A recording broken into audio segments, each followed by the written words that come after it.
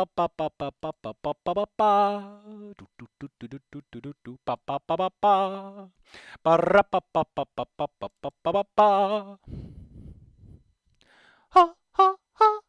gotta, oh no, startup, that's garbage. That goes in the garbage bin because I can't use that. That's useless. Fuck you, I like these weirdos. Where does this go? That's chill beats. Appreciating the atmosphere? That's chill beats if I ever heard them. We got a hot minute before people start rolling in. So it's scary Dave doesn't show up. Oh boy, I'm ready to. I'm gonna be reading something while this is going on. I'm gonna putting on a little chill beat from the OST for you to listen to. Welcome to S. God, I'm not gonna spell my name. I can't do it. There's too many letters. SAPPHIRE radio. Actually, it should be SAFFY. Y radio. For people who just don't know why. Why? So, what was it I was reading again? Oh yeah, Living Memories. I was reading that, and apparently, I like to read the comments before I get to the actual chapter. A lot of the time, it's just fun to do. And one of the comments is, "Oh no, it's about Amber avoiding ending one.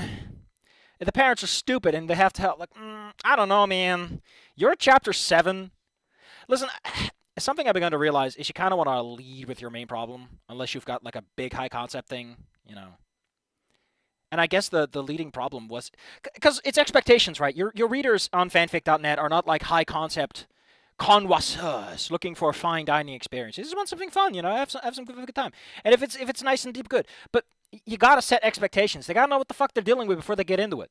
It's even goofier because like Amber comes from ending 4, which implies that like ending 4 is already canon. Like it's different timelines. I guess we'll get to that.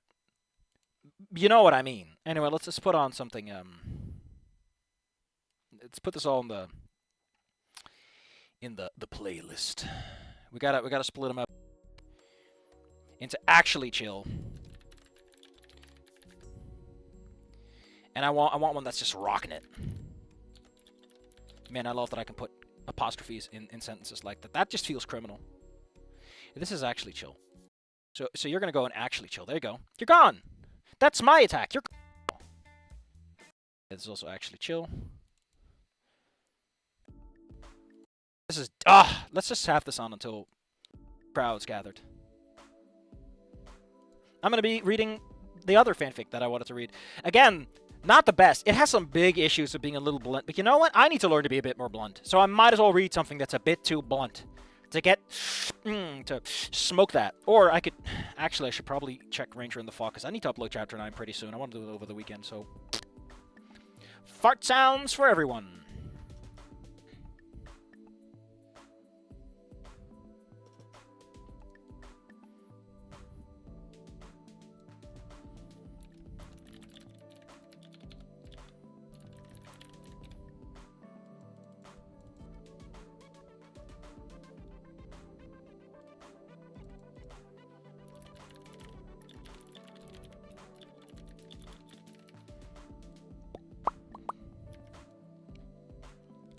Technically, because I have a window open, I can't see the chat, but I can see it.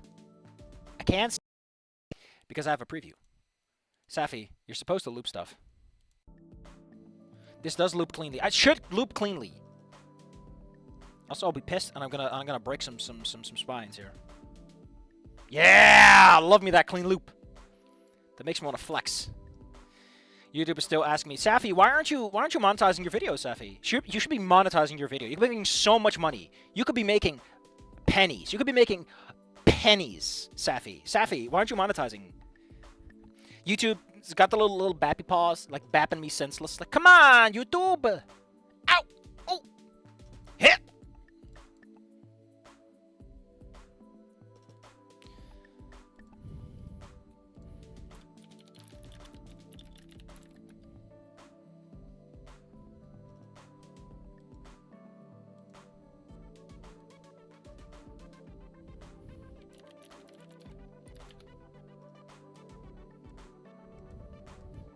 God dang it.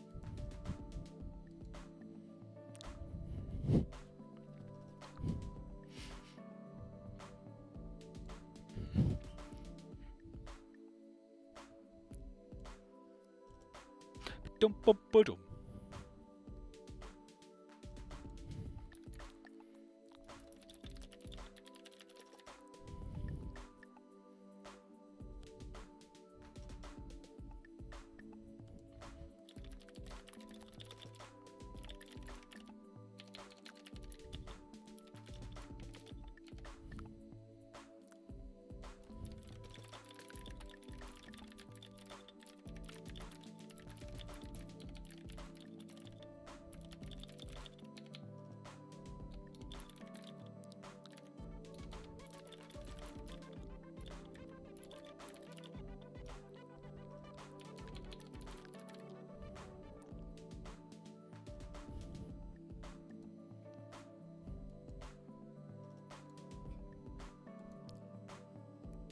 Seriously, how the fuck is this like volume 1? What the hell's going on? This is like the lowest volume I can get.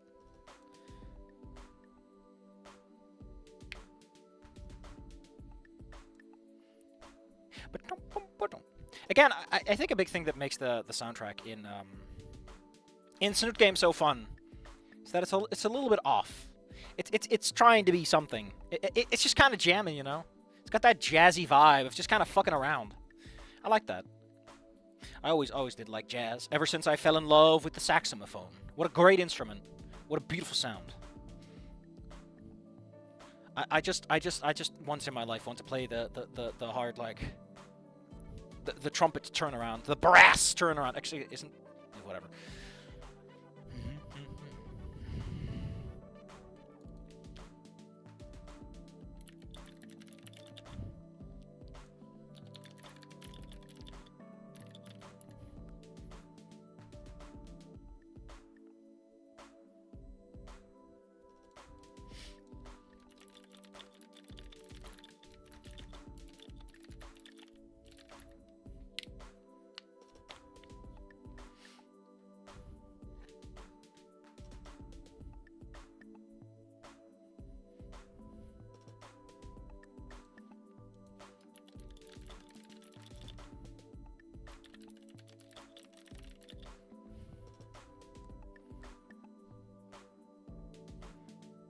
I just want to know why Google Docs doesn't acknowledge that ad nauseum is a fucking thing you can say.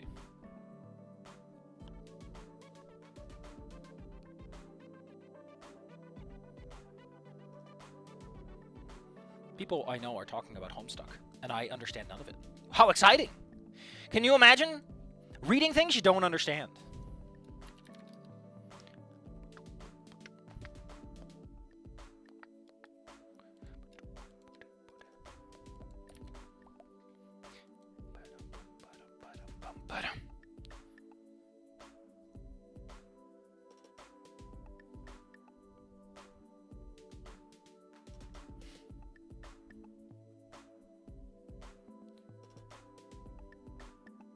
I'm trying to decipher the instruments. I'm actually like listening to it. There's the clap, there's the bass, there's the weird in the background. There's a lot of funky instruments in this. I think Living Memories, if it finishes. If not, it doesn't matter. I'm probably going to put it on stream because, again, I think it's fascinating in a lot of little ways. Another thing I learned is that apparently an archive of our own, there are bookmarks and there are subscriptions. They are separate concepts. I don't know what a subscription is.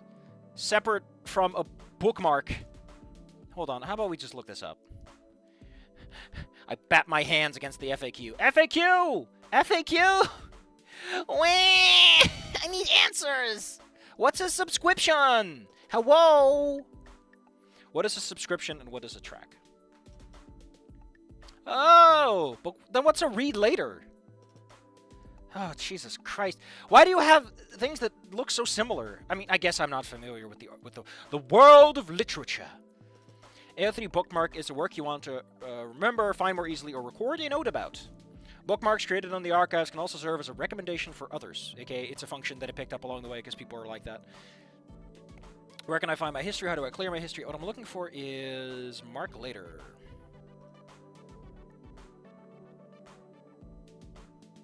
What is the mark for later feature? Allows you to return anytime you'd like. You must log into the archive to use this feature.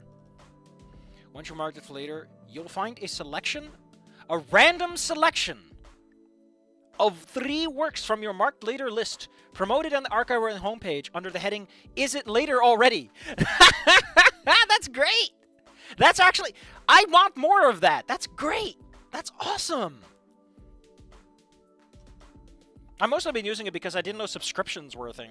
I saw mark later, and subscription is later in that selection menu, so I was like, I found it. That's what it's for. Only you can access your history of mark later lists. No one can access either lists, only, including site admins. Oh, even the admins can't, even those not little boys.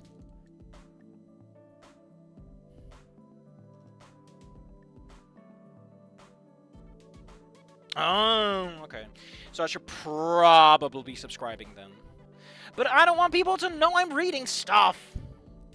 I'm very sneaky about it. Let's see what the homepage says. Oh, there they are! Those unread messages. Okay, okay, from 40 days ago. Is it later already? There they are.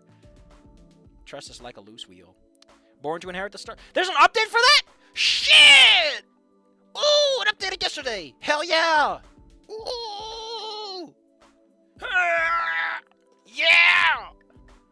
Oh my god, the page calls it Twitter. Ooh.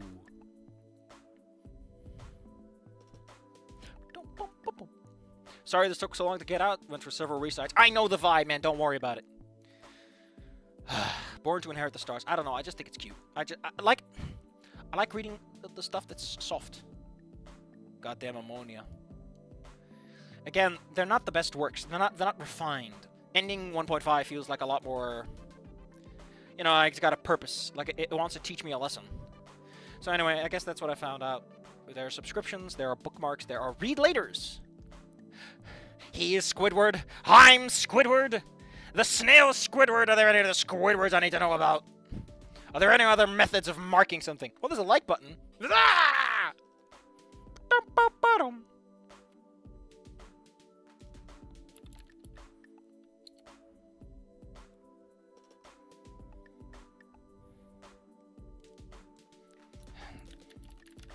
Why would you write wasn't unprepared? Don't do double negatives. They're confusing.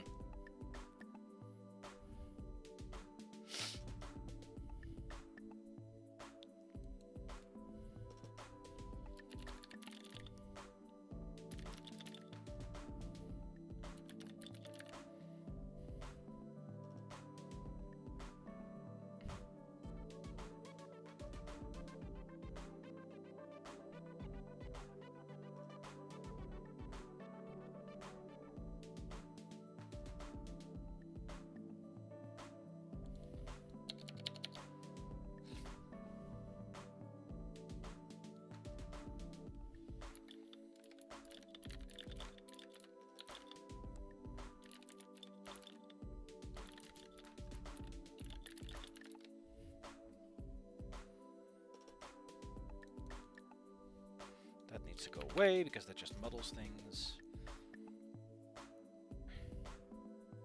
That doesn't need to be there. He's not that insecure.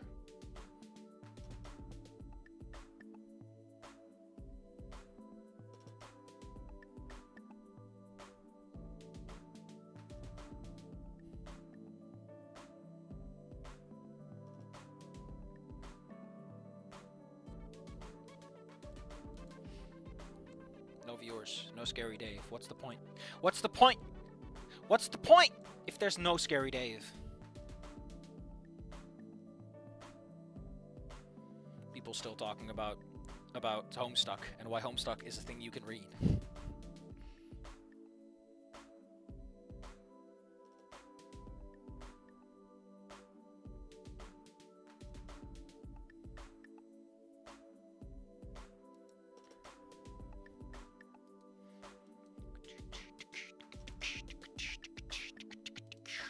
I'm checking my works, and I want to read other things because, again, these streams are not for... I mean, I do want to finish. Let's not pretend that I'm not excited to finish 1.5. It has my attention, grasped firmly, yet gently, like Hambupker. Like Hambupker. Let us not pretend otherwise.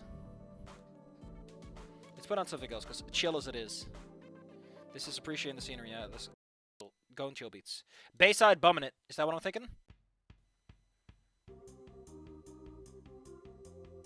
No, no, I want those other two weirdos. It's also called ska. Shit, hell yeah. This is the song that captures that game perfectly.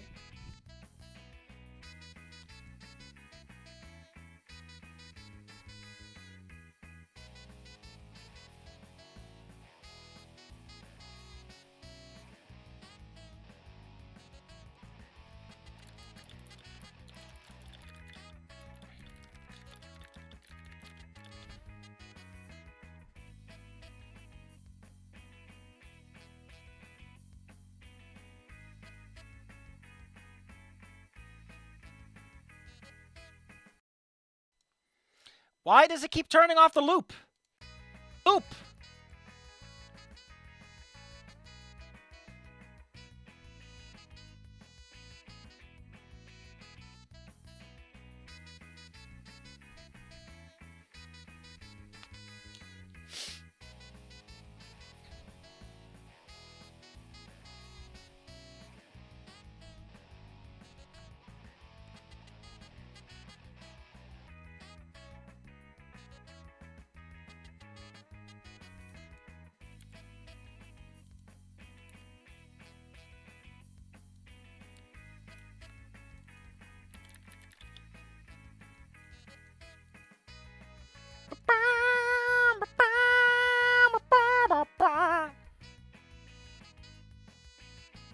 $17 and no one has shown up.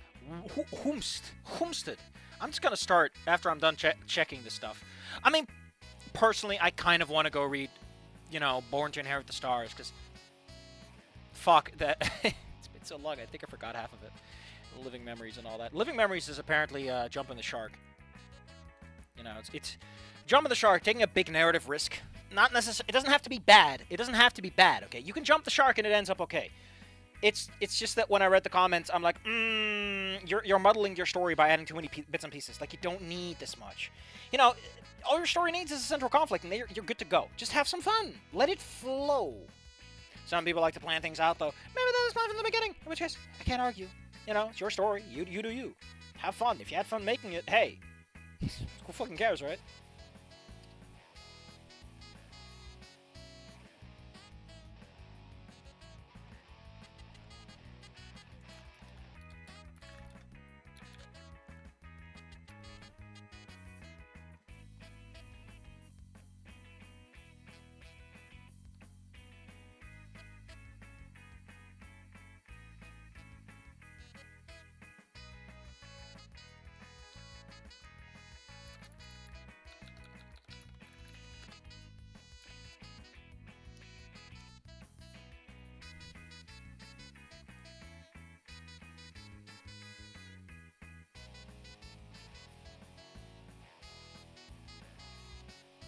God damn it, Safi, you can't skim over your own work when you're doing the final spell check. You goddamn idiot. That's how things sneak in. A bump on the noggin for me. A bump on the noggin. Ow! Oh.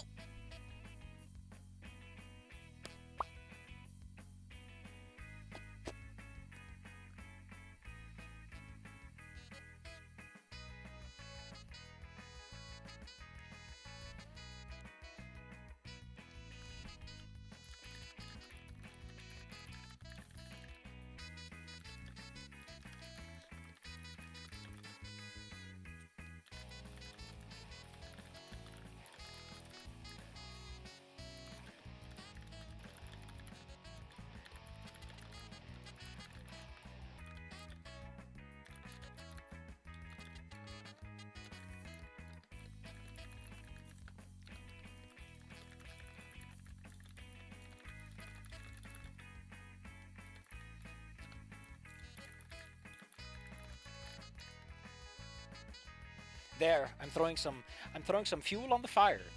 Take that. Take that.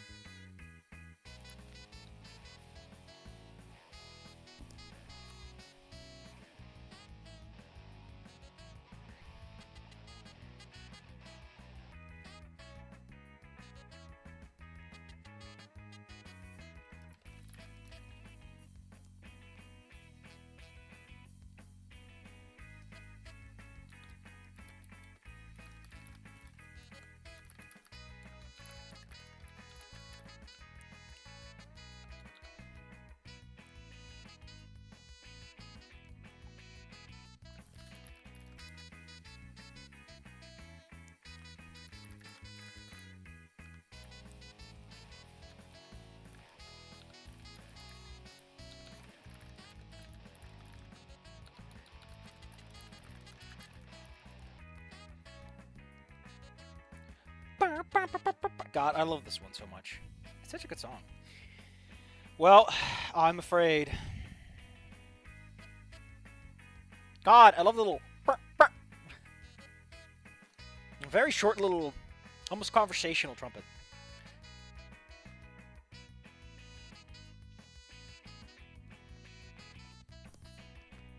Bum, bum, bum, bum, bum, bum.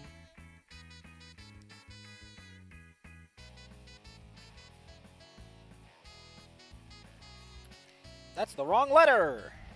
Good job, Safi.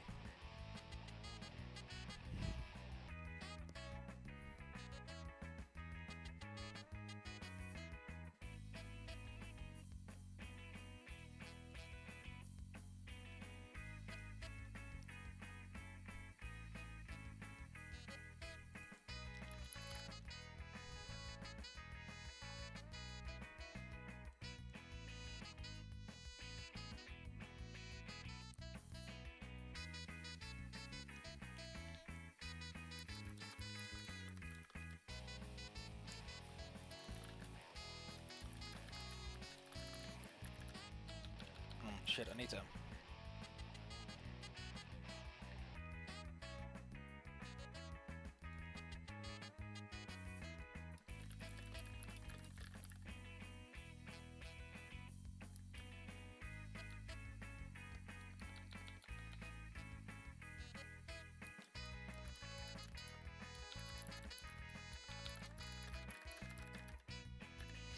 I know a friend of mine who does like actual writing streams. I don't know if I feel comfortable about that. There's a complete lack of penises. What's even the point at that point? What am I achieving at that point, right? Am I right, gamers? Am I right, gamers? You know I'm right, gamers. You're afraid, gamers, of the truth, gamers. The gamers' truth. Safi, this is the wrong part of the song. Stop confusing.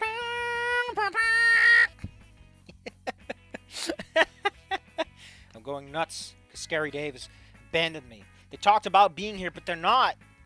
There was a man here once, but he's gone now. And then the Sanctuary Guardian theme starts playing. It's like, fuck. Gotta use my PK. What would I name my PK Rockin'? PK Pasta? PK Chocolate? PK... No. I know. I already chose this a while ago. It's PK Boopin'. Give him a firm boop. My most powerful psychic attack. Boop. And they clutch their chest and go, I am slain. Blech. Peonius, no. Palladium, how could you die from a curtain stab?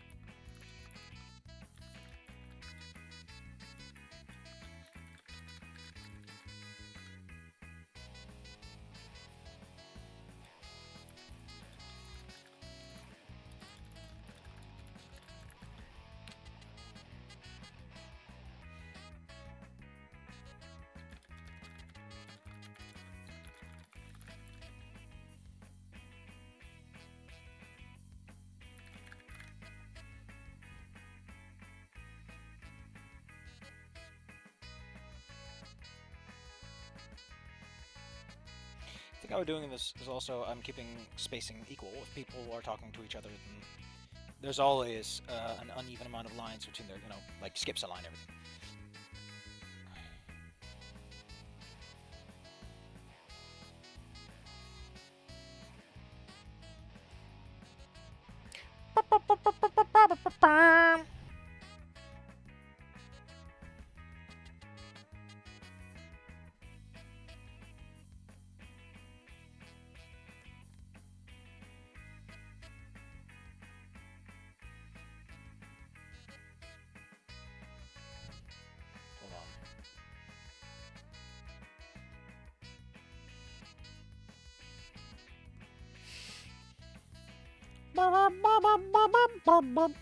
I'm going insane. What the hell is this about?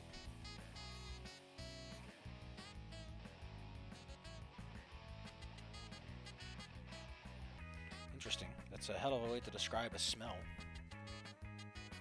ode to space.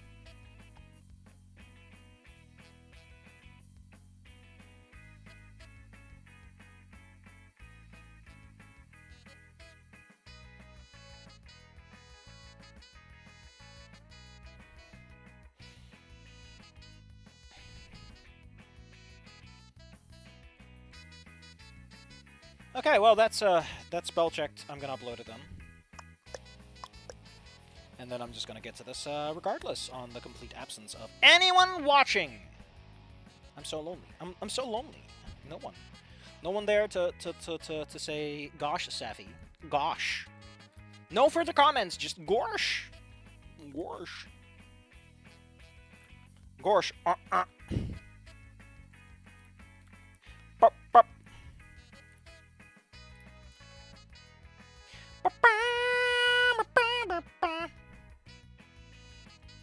There. Uploaded. Abject Précision. I don't know what it means. I know that it comes from Onimod Land. Onimod Land and I have a weird history. What a strange game. It's Domino backwards. What? My brain shattered when I figured that one out. I still remember the title thing. Dun, dun, one of the level editors I used. Ugh. Man, the recordings are gonna cut out like this half hour of me just fucking around, doing a little dance. You know, I'm gonna check my Tumblr first. See if there's any exciting news.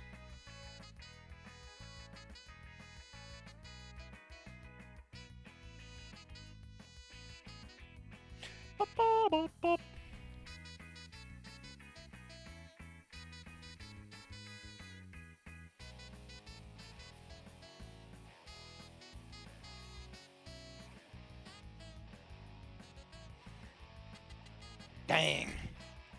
God dang. Oh! The cat has a cool bow tie! Shit, I wasn't ready for this.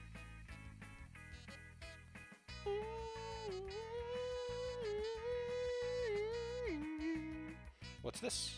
Oh, whoa! Outside Lagoober.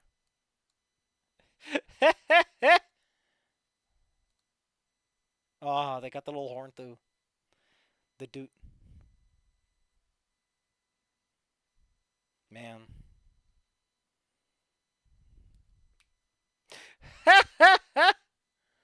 Oh. Oh. He's just a little man. He's just a little man. Well.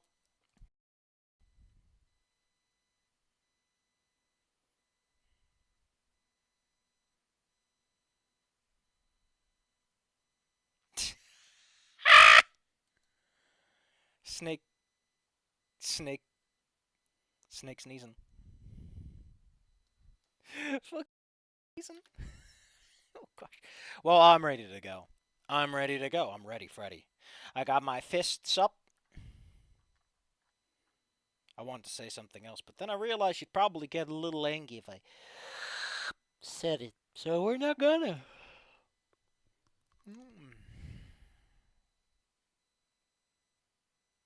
God dang it.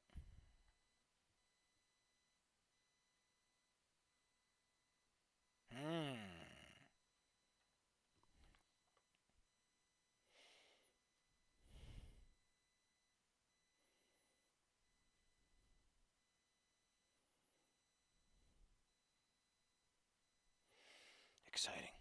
Alright, let's get to it. Let's get to it. Let's get to it. Let's get to it. Let's set up a nice, something a bit more straightforward. Bayside bumming it. Bayside bumming it. No. No, no, that doesn't work. Beach chill out? No. I mean, that's a chill track, but... Dragging on and on?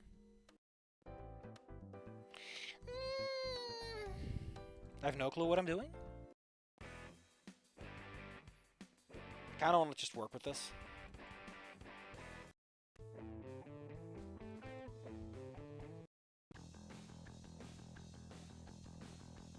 Venetian values? No. No! There, that'll do. That'll do. That'll do, pig. That'll do. Alright, let's get to beachside bumming it, I guess. After the last couple of weeks of... Oh, shit. After the last couple of weeks of working at this place, I've settled down into a bit of a routine. Break time comes around and I find a nice secluded corner to sit down, eat, and enjoy my time I have away from the cash register. Today's much of the same, just with a bit more on my mind from last night's event. I figured out that if I just hit myself... Ow! It makes my yawning less frequent. So we're just going to beat myself up while we're doing this. So if you hear me slapping or punching myself, it's for a good cause. Like wondering how the fuck we're going to feed a kid. How the fuck we're going to raise a kid. Or how the fuck we're even going to raise a kid in the first place. And how much stress it's going to put on Fang and I over the next 7 or 8 months. How the fuck are we going to unfuck this clusterfuck? We'll even get some more clusterfucky! The rest of my thoughts devolve into a panic jumble of anxiety and swearing, devoid of any real meaning or purpose. I'm currently having a horrible mixture of sleep-deprived and wide awake. I would have loved nothing more, than to stay home, but I can't afford to start missing work now. At some point it occurs to me that I'm probably mumbling up a storm, and I can't give that possibility anything more than a mental shrug. You're right, son. Just need to make it through the day, go home, get some sleep. Wait. I heard words, and it sounded directed towards me. Just, somehow, who asking me how I am? Yeah, I'm alright, I'm just a bit tired. I'm not bothering to look at him. Hopefully that's enough to signal that I'm not looking for a chit-chat. I told myself that plenty of times too, he replies. It takes all my strength not to groan in frustration. Can't piss off customers while I'm still in uniform, but for fuck's sake, I don't need this right now. I'm on break. If you have an issue, take it up front.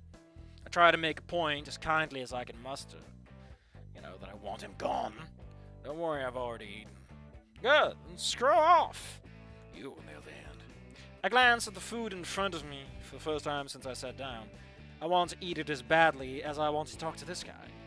I need to think of some way to shake him before... He takes a seat, opposite side of the table. Why the fuck is he sitting down?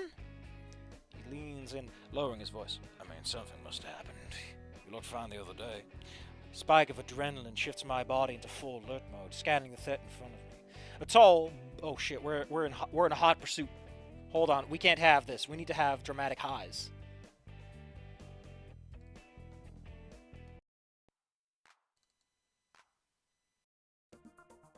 Yeah, that's good. That'll work. A tall, bulky carnivore with uniform grey scales, somewhat faded with age. I don't recognize this one in particular, though I hardly document every person that walks in through the door. I trip over my words, attempting to demand an elaboration. Watching me? I manage after a few attempts. He raises an incredulous brow. Well, no, I mean, I come here pretty often, and I happen to notice the new face sitting in the same corner every day. Well, my routine, I guess. Why is he so damn interested anyway? But judging by that reaction, it must be pretty bad. No offense. Fuck's, I really don't need this right now. I, however, need to beat myself up to stay awake. And not yawn. Fuck! I forgot to hit the record button. We are now recording. In case you're wondering, Anon is freaking out, and someone that he doesn't recognize has started talking to him. He's like, oh man, I observed. I'm not, spying, but I noticed. So if you hire a private eye to find Anon, would they ever succeed? Because Anon's so nondescript. Look, I'm just going through some personal issues. Oh, did I miss for fuck's sake? I don't really... whatever. Certainly that should be enough to get him to... It's a girl, isn't it? I instinctively bury my face in my palms. What do you want? I groan without thinking. I can tell I'm going to regret asking before he starts talking. Sorry for the acid. I ate dinner early just so that I could avoid my stomach being rumbly, but it waits. It waits for the stream. It knows when to start going. Well, I've always known when to talk and when to walk. Had to learn the hard way a few times too many to not pass the lesson on where I can. I see a new young guy fretting like he's staring down death for minimum wage. I was there too once. Military. And now I pay it forward to keep it from hitting others. The gift that keeps on giving without the lecture of STDs or the awkward doctor's appointment. Oh my god, is that... What the fuck is this lunatic even thinking? Something about the military and STDs. I've already forgotten half of it. Fuck it. This clearly isn't going to give me my peace and quiet. Hopefully he can't bother me when I'm working. Yeah, thanks, son. Excuse me, I just noticed I gotta get back to work. He leans back, clearly not buying it, but doesn't push it any further. I get up and make my way to the employees only door, not bothering to take any of my food with me. I should do my best to autopilot the next few hours away. And then get the hell out of here. I push myself through the front door. Okay, cool. We can switch back to something a bit more cozy.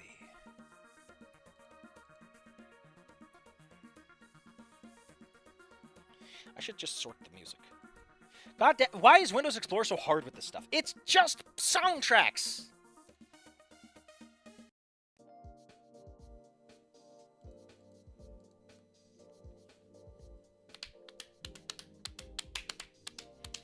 Just get an abortion, you fucking idiots. I mean, if you're having a kid and your life is like this, you're just ruining a stupid idiot, filling him with asbestos and lead paint. Push myself through the front door of my house. The mental and physical fatigue that had accumulated throughout the day, manifesting as a titanic sigh of exhaustion and relief. I barely make 2 steps inside before Fang wraps her arms around me and kisses me. I see her up and about. I say with as much energy as I can find. Yeah, just trying to get things done. She cradles my face in her hands. You doing alright? Of course! I need to get some water. Some Wawas. Stay hydrated, kids. I think I might just splash my face with some cold water. Maybe that'll get the yawns out of me. I'm looking after you after all. She blushes and smirks, but reverts to worry a moment later. You sure? You look tired. Real tired. Nothing I can't handle. I have a lot of planning to do. She doesn't seem convinced. Don't work yourself to death. She rests her beak on my shoulder. I need you. Don't worry about me. You've got enough to worry about. Hard not to, especially when you look like this. I know you didn't sleep well. I mean, she didn't either. It's just a hiccup. I'll be fine by tomorrow. She sighs, relenting on that point. Gotta keep as much of a positive mindset as I can. Anything less, and I might as well throw in the towel now. You think we have time? Of course we do. You have like several months. Take your time. Think it through. Babies don't pop out of thin air. They gotta take a little time. You gotta put the pizza in the oven. Give it a couple hours. You bake the pizza pasta. I had pizza tacos recently, and they were awful. Like all the pasta just makes it very muddled flavor-wise. The sauce needs to be way stronger to compensate, but it wasn't. So it just ends up being very flavorless nachos dipped into some spaghetti. It's just...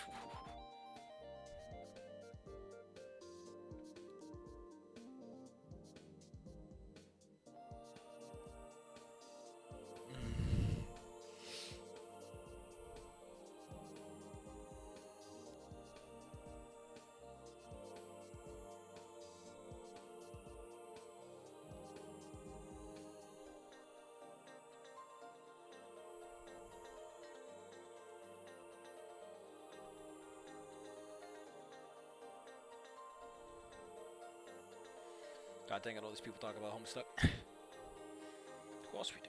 She hugged me tighter and I returned the gesture. I could fall asleep right here. You're hitting the floor if you do. Bah, no fun. Go lie down for a bit. I'll see if I can find anything to cook. That sounds nice. Another day of this shit. It would be almost bearable if I was running on more than a few hours of... Oh, this music isn't great for this. So 2 swagger goes in the... We know that much. And I know that those other 2 weirdos are going into... We'll do that later. What is Bayside bumping it? Sure, why not?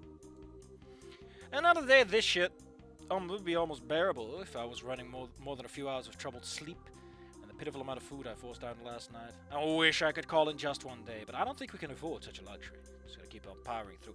It'll level out and I'll come up with something eventually. I wish I could at least enjoy my breaks. The second I sit down, all the anxiety and fear that spent the morning building up is unleashed all at once. What am I going to do? This piss-poor job eventually won't be enough. How long do we have until Fang stops being able to work? What if she never gets that far to begin with? We don't seem to be doing much better. Who the fuck is talking to me? Some great... Not this guy again. I would have preferred not remembering that bastard excuse of a conversation yesterday. Sits down across the table from me again. The least you could do is ask, even if you ignore me. Young man with a big sudden personal issue involving a girl that leaves him paralyzed. So paralyzed he can barely eat. Can't say it's particularly hard to guess what that is. The shock from him pinpointing my situation so precisely is the only thing that stops you from bolting out the door into oncoming traffic. I'm not judging, but you seem pretty hopeless. I can tell you there's a way through it. There always is. There's a short, awkward pause where I fail to reply. Too busy trying to analyze what's going on about... Oh, yeah, what's going on? He's trying to tell me some sell me some bullshit, isn't he? Seeing you're here, I thought you're looking for at the greatest opportunities. Something tells me you're in exactly the criminal type. That limits your option, although it's probably for the best. What the fuck is this guy? What did he say the other day? Something about the military? God, my head hurts. Guess I should have to ask. Does the lady have any work lined up? We're working on it. Not entirely sure why, but seeing as it doesn't seem to have anything worthwhile to offer. That's a no. Well, fuck you too. We're working on it. It's just a bit complicated. Unless it's some real good work, you won't have long until you're back to just this for the money. I keep forgetting. For some reason, it just keeps closing the... What is B-side revamp? These going into rocking it. They are energetic tunes for the beats. Chill out. Fuck it, we're going with this. No, this is Fuck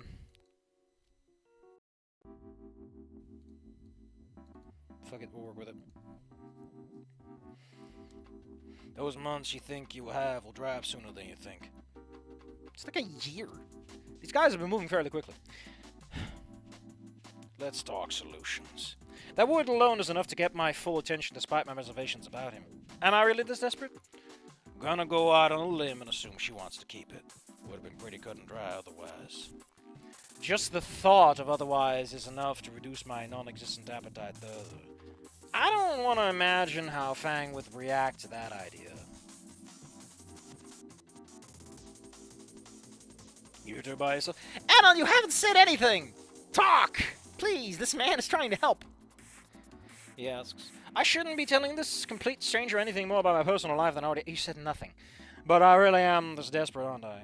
The last 2 days have been absolute hell. I can't imagine living the next 2 weeks or months like this. Yeah, it's just us. Still, that doesn't mean you're all alone. You got folks who can help you out? No, they kind of kicked me out. Hard knocks. What about hers? That's not an option. I should steer us away from this and hopefully towards something more feasible. Like a kicked her out, too. I mutter. He hums to himself, thinking where to go next. You're not a very good liar. You gotta be fucking kidding me! Whatever the details might be, I think that's a good place to start. Look, we burned that bridge. I get it. Just that's not your decision to make.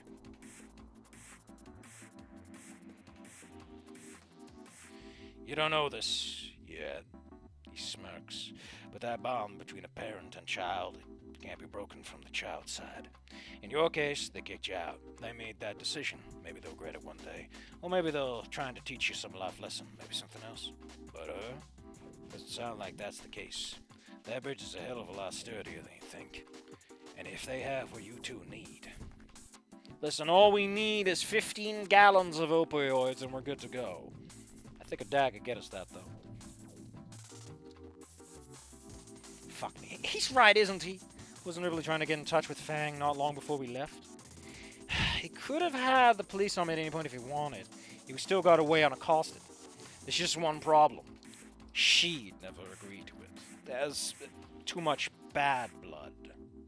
She'd never agree to it. Or you don't think you could convince her? She never agreed to it, or you don't think you could convince her?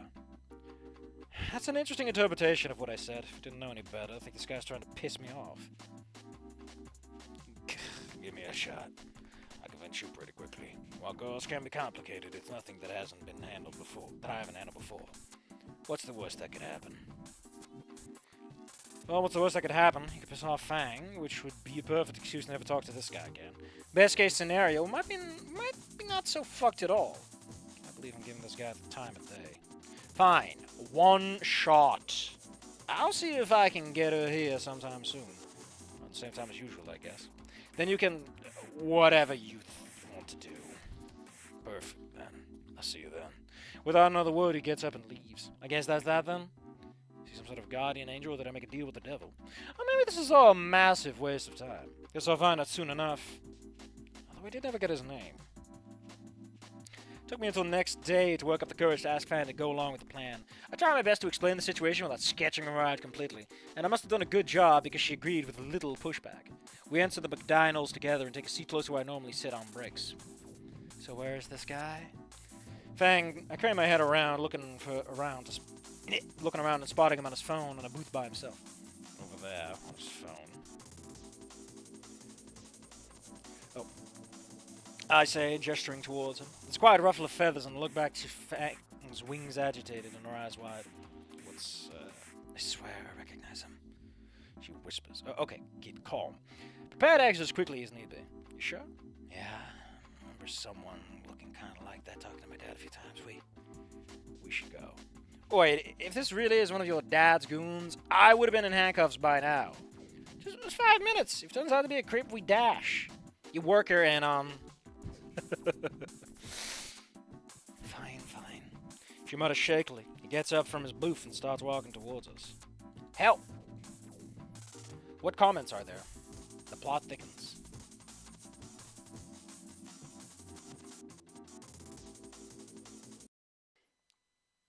This is going and rocking it. Dragging on and on. Let's chill. Let's go in and chill. We're dealing with the tense situation now, so we gotta turn on the tense music. Sadist? Do I feel like sadist?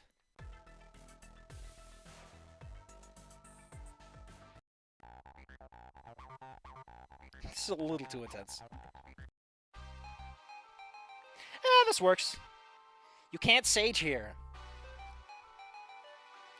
Oh no, we're going to a whole separate character. Oh, this is an interlude. Hold on, I need a whole separate song for this. What is downbeat?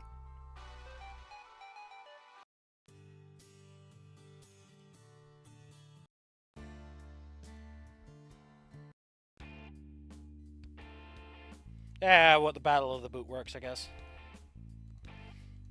Come in. You call towards the door.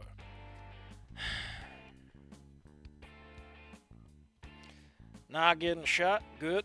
I got the right place. A voice replies.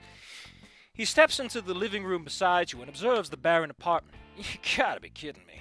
Ain't nothing left that hasn't been nailed down. Yeah, you curtly grunt. Alright. He tries to shift his tone to match your mood. Let's see what's left. He steps towards the entertainment center, brushing a finger across the empty main compartment and rubbing the dust between his finger and thumb. He hums in thoughts and then shifts towards the desk with the farewell papers and looks them over. Whew! Not a lot of nice words about you. I know, you sigh. Oh, come on, Rip, work with me. You've already told him as much as you're willing over the phone. You just found out your daughter and her boyfriend ditched town sometime in last week. You need help tracking them down. Any idea? Any idea where they could have gone? I don't know. You rack your brain for even the most tenuous possibilities. Where's somewhere Lucy always talked about going someday? Caldera Bay? Oh shit, I need to cut the recording. Caldera Bay? That boy she's with got any brains? You nod. At this point, probably more than you. He probably has more brains than you. Then they're not going to Caldera Bay. He draws his attention to a pair of phones on the beds. Putting those brains to work all right. The one with the purple case hers? You nod again. He picks that one up and views at it from multiple angles. He presses a thumb against part of it, and a small compartment slides out. No SIM. If they got new phones, that's an easy trace. Paying attention? I can just see this guy waving the phone around as he says that. I know what he's like. He's the fucking Columbus here. Columbo. One more thing, me, please. Please, Columbus. Christopher Columbus. Yes, you say more alert than before. He clicks a button, and the screen lights up. Charge pretty high, too. Probably haven't been gone for the whole week, few days at most. What about the other? You ask. You got a warrant on that? I didn't think you needed one. Glad to hear that desk job didn't melt all of your brain and put it down in your belly. Another time, please. I don't. Anything desperate enough to give Murky? You shake your head. Tempting, but not worth it. Not yet. That's everything of the things they wanted us to find anyway. Is that enough? It's a start. All that's left now is following their lead and catching up. If we can narrow when, we can narrow how. He places the phones on the desk. But what's more important than how is why. You remember your academy days? Mens rea. If we can't think like them, we can't predict their moves. Cool word. Let's go about this. Mens rea. Mens rea, the intention of or knowledge of wrongdoing that constitutes part of a crime as opposed to the action. Oh. How the hell am I going to think like them? I barely knew them, you mutter. The other musters a grunt, bending himself over the other three clues you have. 23% of runaways go more than 50 miles away from home, 9% say in state. It sounds like he did his homework. Pretty impressive given the timing, but that's why you've called him.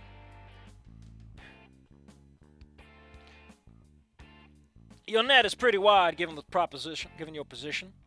They know you probably would start looking for them. 70% are spur of the moment. Quick glance around the room squares that stat away. Desperate though they may feel, it seems they look. This shows that they thought it through. A plan. The moment lingers. Can you get into a phone without pulling rank? You pay for it. I can certainly try. You pick up Lucy's phone, twisting and turning the dormant device in your hand, hunting for a potential attack vector. A specific angle catches the light in such the right way to highlight a few smudges on the screen. That's not... like, your finger overrides that when you're using the phone. Clicking the power on, you notice a smudge lining up on the one key on the password interface. Can't be that simple, can it? You poke the key until the password field is full, and the screen switches to a picture of Anon giving a thumbs up. Guess you have some brains, too. Mind if I give you some unsolicited advice? Your partner queries, sensing your surprise. Could be a lot of details in there. I don't know if you want to know all of them. We're not here to judge, we're here to help. Remember that. Yeah, of course. Text, search history, even a phone call beckons as options to explore. Violating your teenage daughter's privacy won't be the worst thing you've done so far, but it certainly won't be pleasant. If you even go through with it. This is a long-ass chapter. This is not an intermission. This is a chapter, man. Just... oh, whoops. Be honest with yourself. Why the fuck are people posting train personas? Ugh.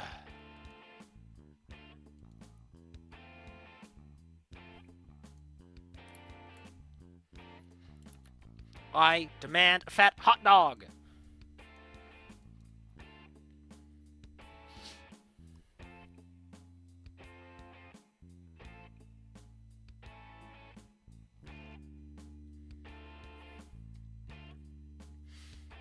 Hold on, I need a moment. Between that and the sim, I'd say you got your hands full for a good while. Try not to get too dirty. What about you? What about me? All that stuff had to have gone somewhere. A few polite talks go a long way. Considering the locale, a bit of palm greasing would probably work better.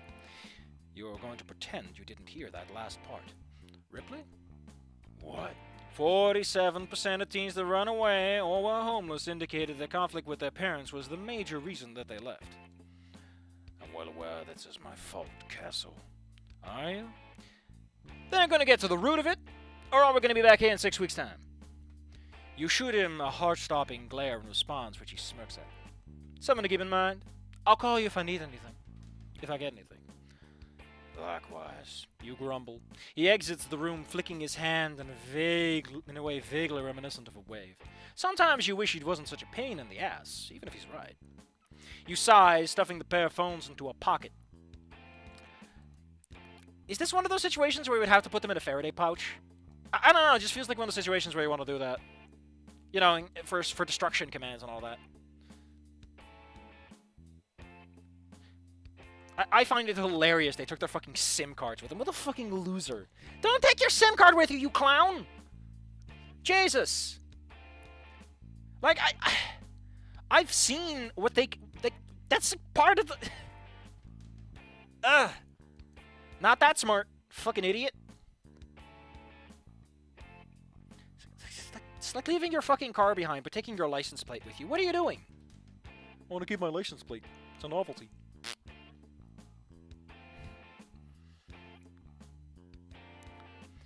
You sigh, stuffing the pair of phones into a pocket, then neatly folding the two pieces of paper and stowing them away in another. This, and whatever Casso can find, is all you have to go off of. They could be anywhere in the state, the world, the country, the world. Needle in a haystack can't begin to describe it. One of the phone in your pocket buzzes harshly against the others. You scramble to fish for the right one, fingers latching onto the offending device. You yank it out to see that it's yours. Your wife is calling. Why is this here? This is not his internal monologue. Why is he swearing? You said... Oh, that was a mistake. You said you would be back as soon as possible. You accept the call and put the phone to your ear. Honey? Honey? She demands, clearly upset. You're not sure how long it's been, but you know that it has been too long. I know. I'm sorry. Things took a little longer than expected. You explain. Did it go over well at least? An affirmation catches your throat. She'll find out eventually. You just wish it wasn't over the phone, but you might as well pull the trigger now. They're gone. I'm sure they're just running some errands. She'll talk to you when she's ready. You feel a pang in your heart, desperate to drop the subject now and leave her knowledge as is. You're already keeping enough secrets. They left the city, Sam. I'd go for Mantha, because it's goofy. For good, as far as I can tell. Her voice hitches, cutting off her first response. We both knew this was going to happen someday. I know, but there's still some things I need to take care of. Important things. I gotta shoot Anon, then I gotta skin him, then I gotta stuff him and put him up in my living room. Honey, you know that the cops aren't gonna be okay with that. I know you work for the department, but you can't do that to a human being. God damn it. I got that license 5 years ago and I've never been able to use it. Criminal.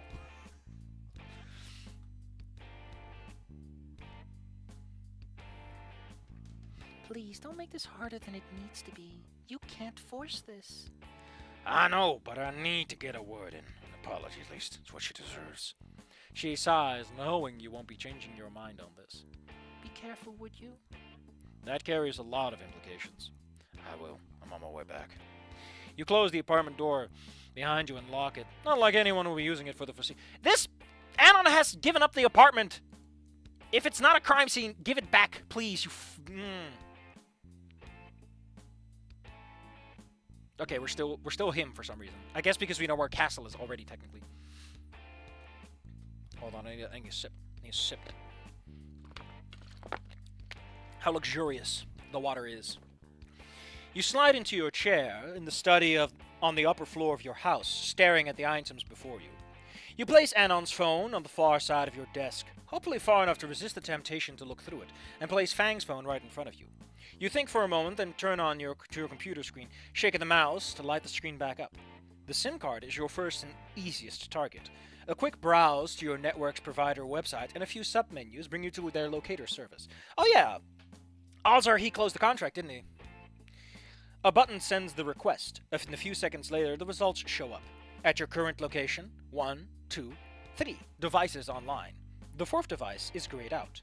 No location found. Guess you already used up your luck. You'll have to do this the hard way. You turn back to Fang's phone, clicking the power button and typing in the password. But where to start? Call logs, messages, personal notes, maybe internet history, search uses or current logins. There's also telemetry, installed apps and their usages. Just so many choices. Just pick one and start. You'll get around to all of them eventually, so the order doesn't really matter. You could even pick one at random. You're stalling. Come on, you need to do this. They're out there somewhere, getting tangled up in God knows what, thinking that they have each other and nothing else. You reach forward, and your chest tightens. There should be a space here. This is very much self-reflection, and this is a whole different topic for a sentence. I don't know, it gives this a bit more dramatic pause. That it's like him talking to himself, and then he's like, I have talked to myself. Okay, I don't know. Let me be. You reach forward, and your chest tightens. You relent for a moment, taking a deep breath. No matter what you do, every time you reach for that phone, your body reacts negatively. You You were so sure you could do this a couple of hours ago. Why not now? Let's get some chill beats. Jesus fucking Christ, why is it so slow? The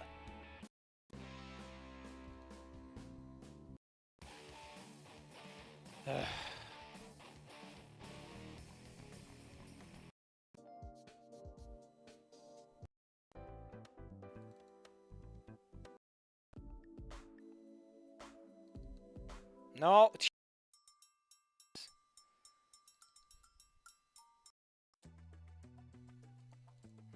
This is good for an investigation. You were so sure you could do this. Why now? Really? This is like 35 seconds long, dang. Oh. Oh, I can't access it? Fucking weirdos. Are you? Then you're gonna get to the root of it. Or we're gonna... Hey, are you? Then I get to the root of it. Oh, we're gonna be back in 6 weeks' time. What Castle said earlier slaps you in the face. Is this getting to the root of it? Blatantly disrespecting something as basic and fundamental as your daughter's privacy. She's not a drug runner or some petty thief, for God's sake. You can't do this. No matter how easy it would be or how valuable the information could be, this just isn't right.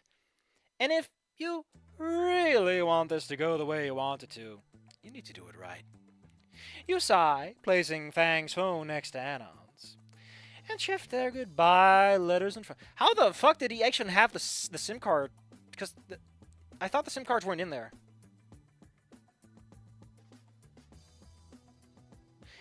You'd still need to know, like, the SIM card numbers. I guess he could find those pretty easily, especially if he closed the contract. Which, considering, you know, adult and everything, he probably would have access to that. Like, hey, my SIM card number, blah, blah, blah. Okay, this isn't looping properly.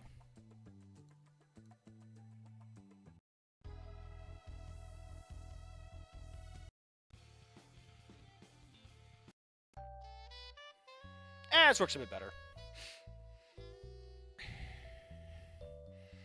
You sigh, placing Fang's phone next to Anon's and shift their goodbye letters in front of you. Mens rea, the thought behind the action. There wasn't much to go off of, but it's the best you have at the moment. You slowly and painstakingly look over every aspect of the letters, every word lashing out at your soul like fiery whips. Handwriting, word choice, content and context, ignoring the tightening in your stomach and the sweat on your brow.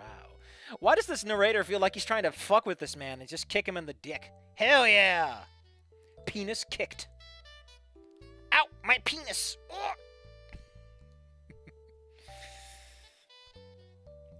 Agonizing as it was, a second and third reread combined with a recollection of your early conversation does shed some light where it's needed. Whatever it's because of the fear, whatever it's because of understanding, fear, respect, or just something else, Anna doesn't seem nearly as upset with you as Fang does. It's just a theory, but if he has as much brains as Castle says he does, they might not have gone as far as they could have. A bit of a reason to reel in the emotion, pulling them away from that 9% figure that leaves the state. And if they're not going to the Bay, they probably went somewhere affordable. That doesn't narrow it down much, but it's a start. You consider contacting her friends to see if they know anything. The purple one, although they knew each other for a long while, you recall what feels like a falling out between them. Might be worth pursuing later.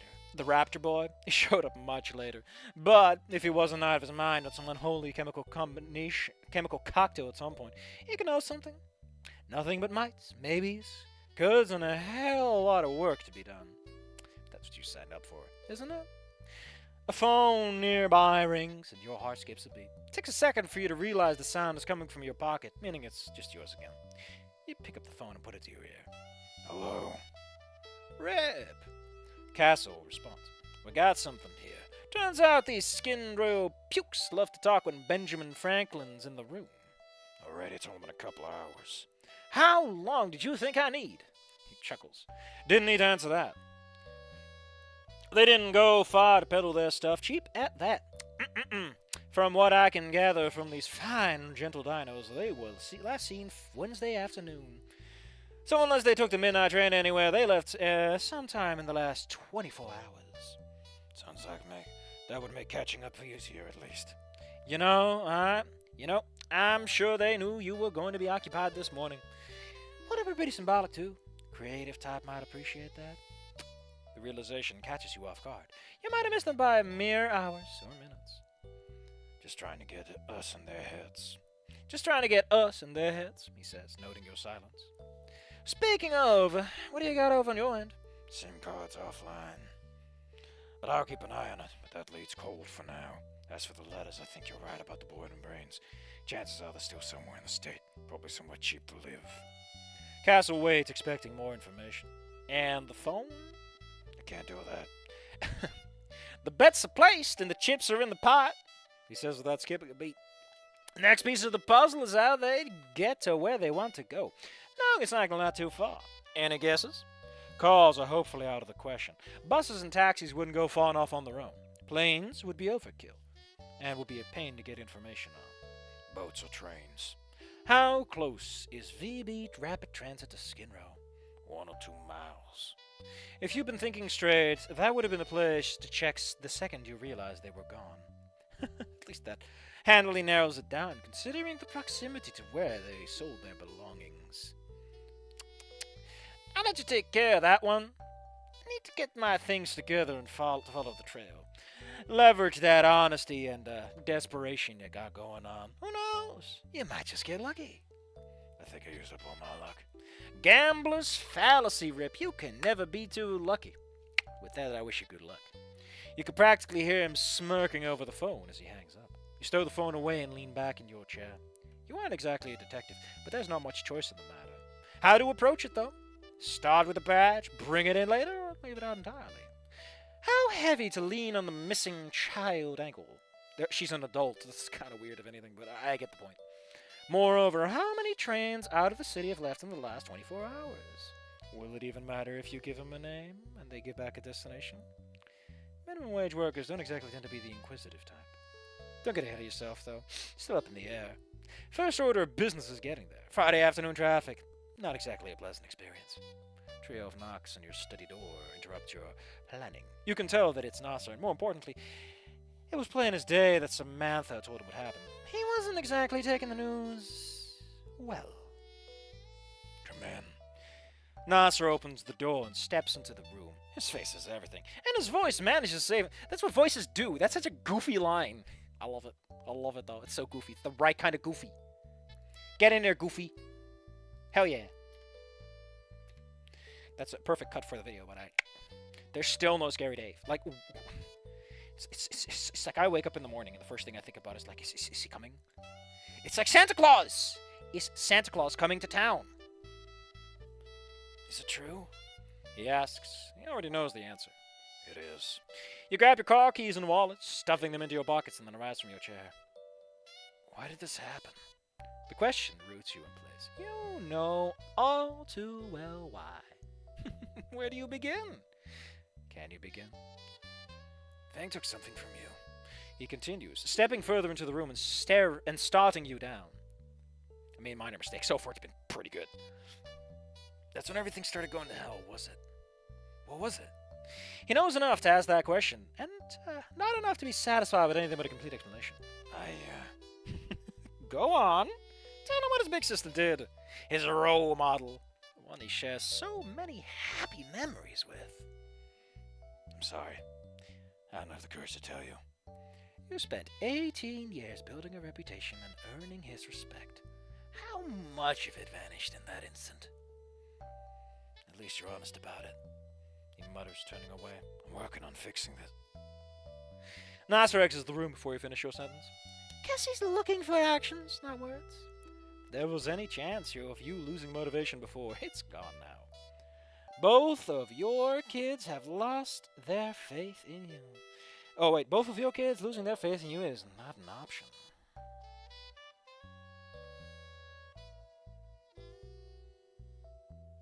What's this? What are you complaining about, sign request? I literally only use you because someone else tells me to. Tomorrow we'll be deleting your account. Who fucking cares?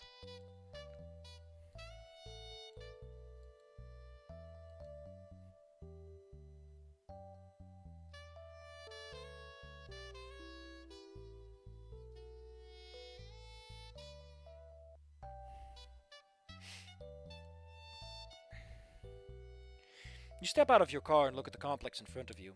Vocaldera Bluffs Rapid Transit Station. The massive yard bustles with activity from trains and people alike. Passengers and cargo constantly ferried in and out of the station.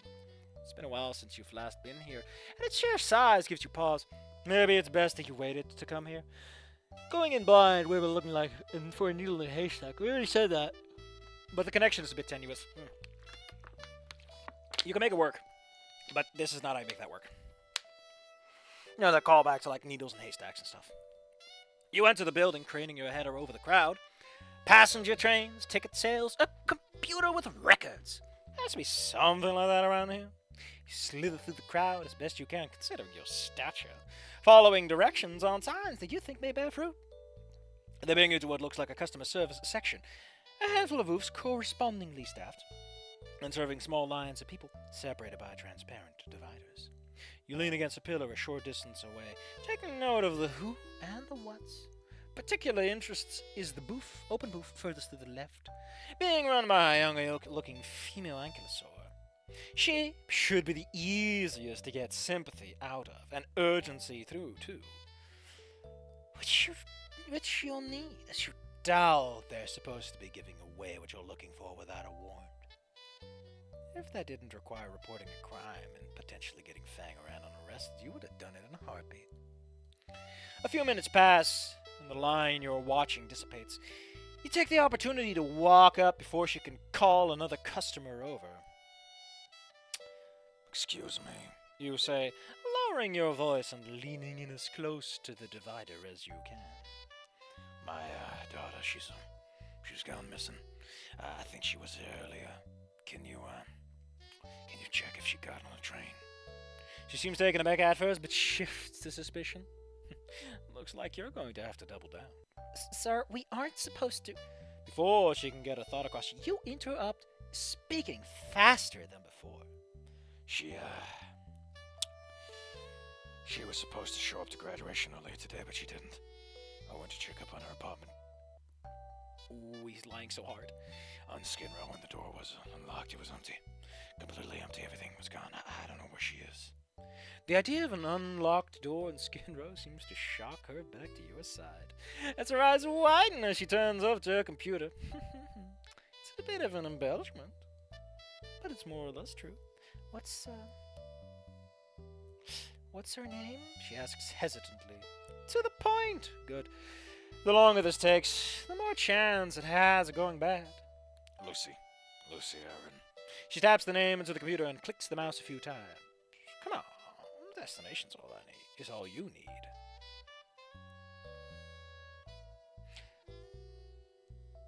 Yeah, it's been second person. Why are we suddenly shifting to I? Lucy Aaron. It says she got on today's 7:30 to Hafton. She trills off, realizing she probably shouldn't have said that, but it's too late. Before she can probe you for information, you dip out of the line and straight for an exit. As soon as you are outside of the building, you speed dial Old Castle and head back to your car. Hello? Castle asks you the phone. Castle, Afton, 7:30 this morning. Your raised heart rate quickening your speech. Well, hell, that's a journey. Alright, I'm on it. Meet me outside in front of my house. We'll take your car. Not happening. They'll bug out if they see you. He retorts as you slot the key into the ignition. Response catches your throat. I know what this means to you, but you gotta let me handle it. Damn it. You've done what you can for now, and you've still got more to do. But that'll be when the time is right. You know I can do this. That's why you called me. Okay, just call me if anything happens. First thing. He reassures you and hangs up right after. You check the time. Mid-afternoon. Feels like an entire day has already passed, but there's still half the day left. And all you can do is twiddle your thumbs and wait. How long do these things usually take? A day, a week, a month. You whisper a prayer for the foreman. Dang! Day 8. Work occupied your mind effectively throughout the week. But now the weekend has come, there is little to slow your thoughts. Every day that passes is another day that it can all go wrong for Fag and Aaron. What if something does go wrong? Would Castle tell you if it did? You're certain you can trust him. But the doubt creeps in all the time. There are others to worry about too. Colleagues catching onto your mood at work. Friends wondering where your little girl went. Family demanding more information. Things aren't there yet, but you're not sure how long it'll be before people start asking questions you aren't willing to answer. You wish there was something that could take your mind off of it all. Yet no matter how much you consider spending time with Samantha or Nasser, or even just a joyride for yourself, it all feels hollow. There's nothing stopping you or them from putting a damper on it and sending it all back to square one. So there you sit, staring blankly at a computer screen. Minor digital errands no closer to completion than they were a few hours ago. Your hand hovers over your phone, the urge to call Castle waxing again as it had over the last few days. Resist for now. At best you wouldn't have anything to report, and at worst you could interrupt something important. All you can do now is attempt to focus on other things, like you've been trying to do all afternoon. Your phone buzzes. Robotically, you pick it up and bring it to your ear, answering it. Hello. You sound like you just woke up. Rip. Your lethargy vanishes in an instant. Every mental faculty lighting up at once. The blast of lightning crashing across your brain stops you from responding quickly. I got good news. I got eyes on, both of them at least, together. Relief you didn't think possible washing over you. Took 5 weeks of unprecedented chaos and pain, but finally something went right. Thank you. Thank you. How are they looking? Good? Can't see too much from where I am, but it looks to me they're enjoying a Saturday afternoon in the park. Didn't think you could ask for much better. Sweetheart, Jesus, you've no idea how much it means for me to hear that. Not often the bearer of good news. Now I just, You stop short. Castle? A few worrying seconds of silence, your heart rate spiking. Sorry. Know that something spooked her for a second? Thought I was spotted. All clear. You think she recognized you? Been a while since we worked together. Publicly, at least. Better safe than sorry. He retorts on instinct. Alright, what's the plan? You gonna talk to them? Not now, not when they're together. Right now, I'm just gathering intel. I'll let you know if I make any more headway. Wait, before you go, will you get the chance, tell them that Save it. No rehearsing either. Alright. Thank you for all this. Oh, don't mention it. Really don't. I'll call if anything happens. What are you doing? Two of you say goodbyes and hang up, and you sink back into your chair. And just like that, an entire day turned around. Hell, the entire week. They're okay. They're in the same place they left for a week ago, and chances are they aren't planning on going anywhere anytime soon. The professional you have faith in is on the scene and already planning everything he needs to. All you have to do is rate and be ready, right? There's one last thing you need to take care of. You get up from your chair and walk over to Nas's room, knocking on the door. Yeah? Can I come in? It's important.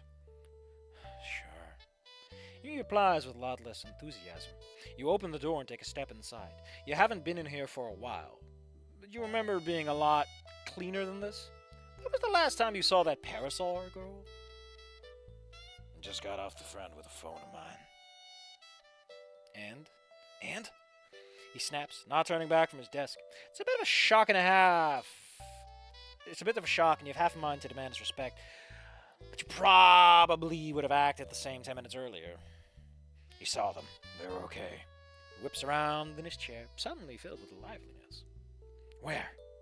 The answer escapes your beak before you even realize what might happen if you tell him. I can't. We're in the same boat here. We need to let him handle it. He sinks back into his chair, the wind taken out of his sails. Are they coming back? I hope so. Right now, my priority is making sure they're stable and comfortable, whatever decision they might make. Okay.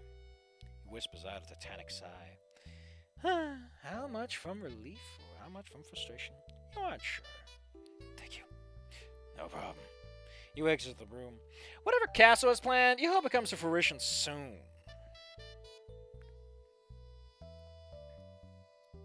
Jesus. Again, this should have been multiple chapters, my man. You're...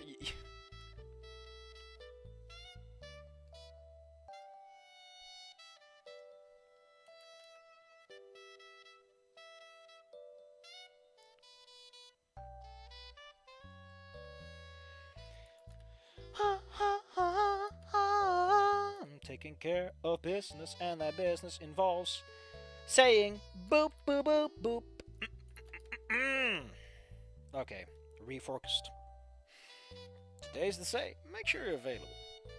Today is the day. Racing heart, scattered mind, constant pacing. No mental or physical exercises that could possibly keep you in line. Possibility of a second chance after this is slim, if there's even a single one. Even then, you're not sure if it would matter. Someone would need to track them down a second time to set everything up when they're more on guard. What would even be the point? Stop. Focus. Think productively, or at least try to. It took another week. But Castle told you the other day that he got a foot through the door using Anon. A foot in the door using Anon, through Anon. He's going to meet with him and Fang and tell them what you need for them to hear. He'll call you right beforehand to keep the conversation fresh in his mind. And then it'll all be up to him. It pains you to put all your eggs in this one basket, but there's not much choice in the matter. All you can do now, for the moment, is wait and get your thoughts properly aligned. You're not sure if you've ever been this anxious in your life. All that time at the academy, prepping for big busts in criminal circles, questionable requests from the government. None of that seems to compare. How could it?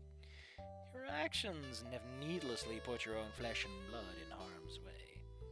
Not just her that stands to get hurt. The stakes couldn't be higher. Your phone buzzes. In reality, it could be anyone, but you already know who it is. You answer the phone and your mind blanks on the greeting, your beak wordlessly hanging open. Rip, how are you holding up? Castle asks after a mercifully short silence. You respond with a quiet sigh, conveying that nothing more than any combination of words ever could. Yeah, I get it. Just take it easy. It's only me. Give me everything and I'll give them the good parts, alright? It'll be fine. They're pretty desperate.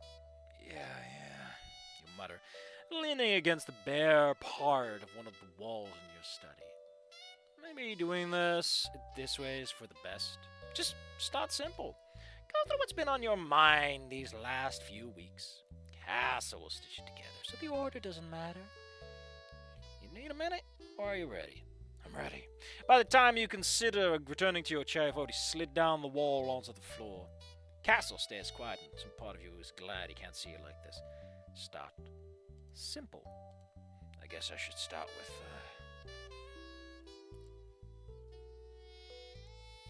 that I'm sorry. I wish I could have said this sooner, but I didn't understand what was happening until it was too late. I didn't want to understand it. I thought if I kept it going the way I always did, things would go back to normal. They didn't work, and now all this happened. I'm sorry that this is what it took for me to realize what I was doing. You let out a heavy, shaky sigh. That's the easiest part done, right? All the yelling and screaming. Demands. Threats. Well, there's someone. The memory of staring down the barrel of your own gun resurfaces. Oh, so violently. Even with my life on the line, I still didn't get it. I stood back and watched, thinking that was the end of it. That it couldn't possibly get any worse than that. I was wrong. How wrong I was. I'm sorry that this is what it took to finally get through. I let you become a stranger to me. We live in the same home, yet I know you know better than some random person on the street. How could I ever let that happen? That one hurt. That one hurt. God, a lot.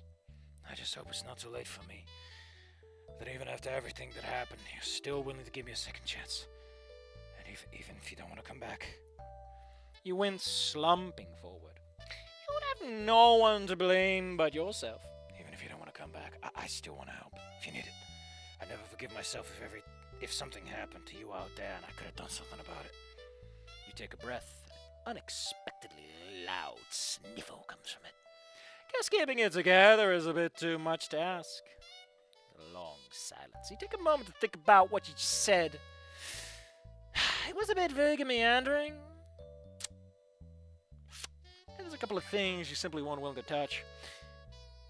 But it wasn't exactly meant for Castle. She'll hopefully understand. Castle?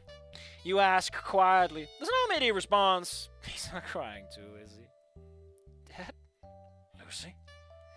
Oh no! We were bamboozled. What are the comments?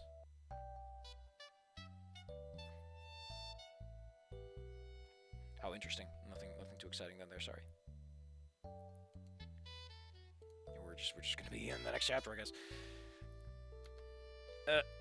Very noir. Yeah, like I said, I really do like how jazzy a lot of the soundtrack feels. It's just very free from any particular restraints. And I'm gonna go and do a little dance. Why? Because I can. I cannot be stopped. Boom, boom, boom. Oh heck yeah! I got 420 hits on the thing. 420. Blaze it. 420 blaze it. 420 craze it. 420 praise it. And all the fun things you and I love to think about. Don't forget, when it's time for corn, it's 420 maze it. When you're going through the labyrinth, it's 420 maze it.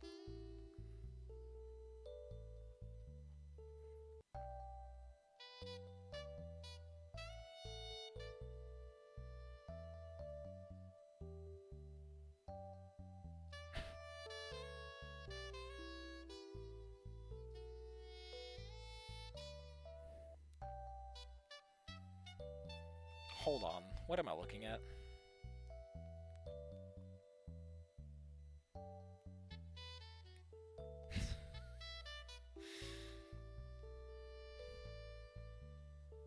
Jesus, what is this?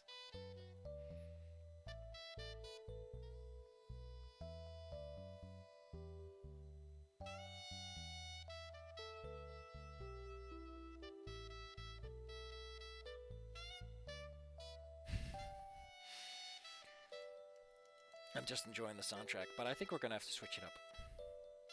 I'm afraid we're at one of those moments where you gotta mix it up a little bit.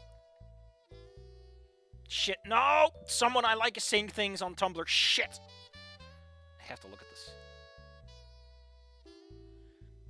Speaking as a technical writer, it's 100% okay to mix mechanical text and short and flavor text in your short form RPGs. The rule against never allowing the two to meet is a good one is original context, but it's important to understand that the original context was long form RPGs written in an era where it was customary for an RPG's written rulebook to contain a full length novel's worth of microfiction. Like you have to remember the line between the Okay, fair enough. It's not the exciting thing I was looking for. No, it's got to be something with AZIT. That's the requirement of the joke. Okay, let's get back to it. I gotta turn on a funny little song. She fucks human men? Things are on the up and up. Let's have some fun with it. I like the song too. So we're gonna go with it. Silence. No one... Oh wait, this is Anon. This is Anon. Yeah, this is Anon. Silence. No one dare speak a word. The stranger sitting across from us with the same stone-faced expression he had when he sat down a few minutes ago. Ripley is still on the line, and while I can't see him, I feel he's holding back a torrent of tears. Frank sits to my left, laser-focused on the phone in front of us. Every detail is apparent to me. Her long, shallow breaths, the minute twitching of her jaw, the barely perceptible trembling of her arms, and a look of complete shock on her face. Fang glances up at the dino across from us, then leaps out of his seat and sprints for an exit. By the time I call her name and get up out of my own seat, she's already out the door and headed down the sidewalk. By the time I'm out the door, she's already rounded the corner and headed towards our apartment. All I can do now is follow at an ever-increasing distance and hope I can calm her down when I get there. Torched by the summer sun, drenched in sweat and out of breath, I push past the door, was haphazardly left open. I have Fang rummaging in the bathroom and I hobble over to the doorway. I have suitcases lie over and clothes still on the hanger strewn across the bed. She comes into view with more clothes hanging off her arms and tosses them towards the suitcases. She turns around and notices me and looks oh shit, I forgot, we're going more dramatic. Wait, oh, no, I gotta go to dramatic. Is this dramatic? Nah, I've already done that one. I want to... Yeah, this is fine. Intercept. It's the right name too. Wow, are you just gonna fucking stand there? Or are you going to help? Without waiting for an answer, she heads back into the closet. What are you doing? I ask with great exhaustion. What the fuck does it look like? My dad found us. Well, we need to go. Now, if that wasn't obvious. She heads back to the bed and starts to stash the clothes away. Not bothering to fold them. And then what? She hesitates, her wings twitching in agitation. Where are you even planning on going? Who cares? There are more important things to worry about right now. Fang, stop. Were you not paying attention? The guy who threatened to put you in prison is on your ass and you want to stop? Were you? He was begging to help us. He was begging for your forgiveness.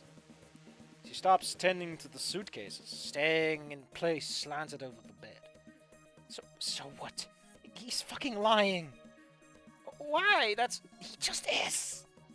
Well, I don't think he's lying. You don't know him like I do. Have you ever heard him cry before? He opens her mouth to respond, but nothing comes out. Because that's what he was doing. Crying. For you. A wow. We can't stay. What isn't she getting? We have to. We're out of money and we're running out of time. We have to do this again or we'll be sleeping on concrete instead of a bed. She collapses to her knees and buries her face in the blankets. The sound of muffled weeping bleeds through shortly after. Look, I reach out to her, but she weakly shoves me away. Get off of me. I sit down with my back to the bed, a couple of feet away. This was always going to catch up to us sooner or later. I just didn't think of it this soon. My eyes wander around trying to think of something to say. And you found the front door that's wide open. Guess I should fix that. I push myself upright and slowly head over to the door. As I place my hand on the knob, I spot a tall grey dinosaur leaning against the wall outside of the doorway looking directly at me. The only thing that stops me from shouting is the sudden shock clenching all of my muscles at once. Catch, he says, reaching into a pocket and tossing its content at me. I react barely in time, the object bouncing between my hands. A few times before settling into place. It's phone. You call him when you want to talk.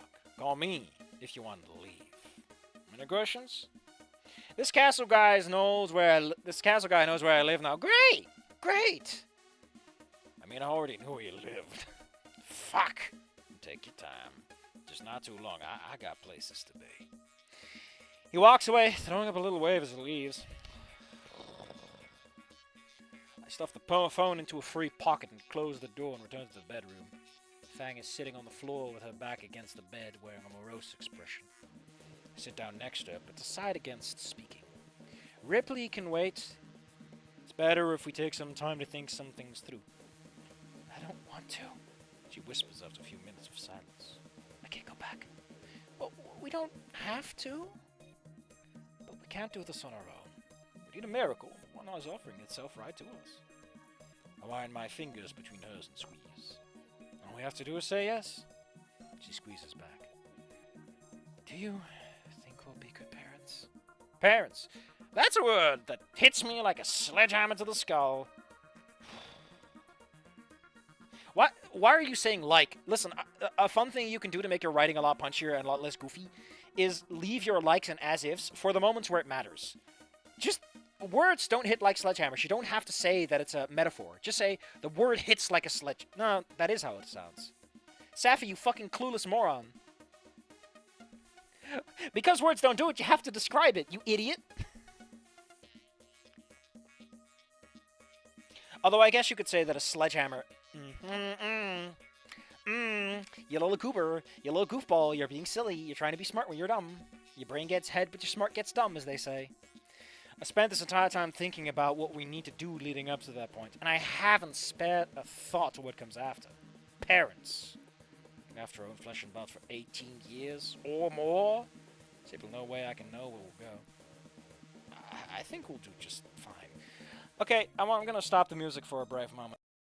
You want to know the thing about parenthood that makes me kind of support abortion a bit more? A lot of people say, no, listen, your kid can come out fucked up. I don't know how to tell you this. There is a solid chance your kid is not normal. That your kid needs help, your kid needs medication, your kid might not be able to talk, they might be deaf, and you need to learn a new way to communicate. Your kid might just be a bit different. They might never agree with you. They might be psychotic. Kids can turn out fucked up. And if you're not... My mother said it the best. If you're not ready for the worst possible kid you can have, you're not ready for any fucking kid. You are not a parent until you're willing to accept that the worst possible freak of nature popping out of your womb is yours and you want to love it. If you can't handle your dog on their worst day, you're not a dog owner. You're an asshole. Like, fuck. If all you focus about is, man, it's going to be so great when my kid can take care of himself. Maybe they don't. Maybe their fucking bladder sucks. It's not a huge thing, but you're stuck with that now. You're going to have to deal with the fact that your kid is called pissy pants at school. And there's nothing you can do to change it. I'm just saying. The parenthood isn't about the good days. It's about the bad days, of which there will be many. You will be tired. Your baby will be fucked up and keeping you awake for hours. Parenthood is about the worst times. And that's why I think abortion is kind of important, because most people right now are in the worst spot to have babies. So they really shouldn't. Maybe the government should change and give some of that rich people money to people who need it for their babies. I don't fucking know. I don't know what the solution here is. Tighter family units? I don't know. But don't have a fucking kid if you can only handle the best kid that could pop out of you. Trust me. That's wishful thinking. That gets you nowhere. Comes to babies. I had waited until the next day to show Fang the phone and relay the offer. Yeah, Fang would have probably smashed it otherwise. She had glanced at it a few times, but didn't seem to want to give it the time of day. The evening had rolled around, and there were fewer excuses for distraction. She stared at the phone sitting on the kitchen table. She constantly shifts through thinking, reaching, hesitating, retreating, and thinking again. There has to be a breakthrough at some point. I can't do it. She groans in frustration and shame as she holds her head in her hands. Doesn't make any fucking sense. None of this does. There's something we're not seeing, and I don't like it. She looks up at me. You get me, right? I think so. At the same time, we're not going to get any closer to seeing whatever it is by closing our eyes. She looks away and shakes her head, not pleased with the answer I gave. Look, we have to do this sooner or later. Waiting doesn't make it any easier. I take the phone off the table. I'll warm him up to you. You know, warm him up by saying the stupidest shit and making him want to strangle you. You're right, Anon. I can only see benefits. Because if he wants to strangle you, odds are he wants to strangle Fang a little less. I thought parenthood was about amassing a clone army worthy of the Republic. True. But I'm not talking about the clone army right now. I'm sorry to tell you that there's two forms of parenthood. There's the clone army, and then there's normal people. Although, admittedly, I'd say the clone army is the normal people one. Why would you have a kid? You can have a clone from the clone army. They're trained. They come with a cool uniform. If you want someone who says Roger, Roger, just buy one of those B1 droids. I heard they're pretty cheap. I walk over to the couch and start looking through the phone. There are only two numbers on the contact list. One labeled Ripley and one labeled Castle. I call Ripley. I put the phone to my ear. This is the first time we've spoken to each other in Few days since all this shit started. Yes, at least these last 6-7 weeks, it felt like a year. Oh, Ripley's low and gruff voice is unmistakable, although it seems to have lost a bit of its edge I remember it having. Hey, it's Anon. hey. He sounds disappointed. How are things over They've been worse. Your buddy showed up at a good time. there? He's not really my buddy. Sorry for yesterday, by the way. He told me he was going to do something completely different, but it sounds like he freaked you two out. It's alright. I don't think it would have made that much of a difference. If you say so. I'm glad you two are okay. Nasser and I were bedridden with worry. Oh, fuck God, NASA! He's gonna be pissed that I was yanking him around that much. Is he gonna be alright? Better now. Think something happened to him and that parasol girl, though? Wait, Naomi? What do you mean? So Anon mutters a lot. What about on the phone? Is he just constantly, like, saying everything into the phone? Oh no, someone's talking about pregnant. No. Pregante? What do you mean? I ask, trying to sound less interested than I actually am. If he hadn't noticed it, he doesn't show it. Haven't heard of her or seen her or anything not too long since you two left. They seemed pretty joined at the hip, so to speak, so it was hard not to notice. Naomi, out of the picture? I glance over at Fang, who's still sitting in the kitchen across the apartment.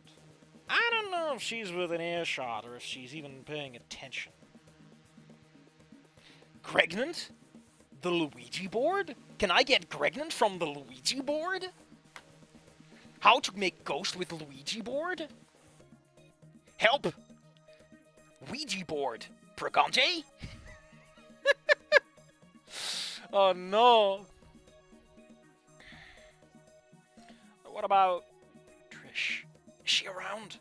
She showed up a handful of times, but I wasn't too interested in talking, especially after that false report. Pardon me for asking, but was there a falling out between them? A bit, yeah. Wait, that opens up an interesting possibility. Might be easy for all of us if we can bite the bullet back to Caldera. Maybe.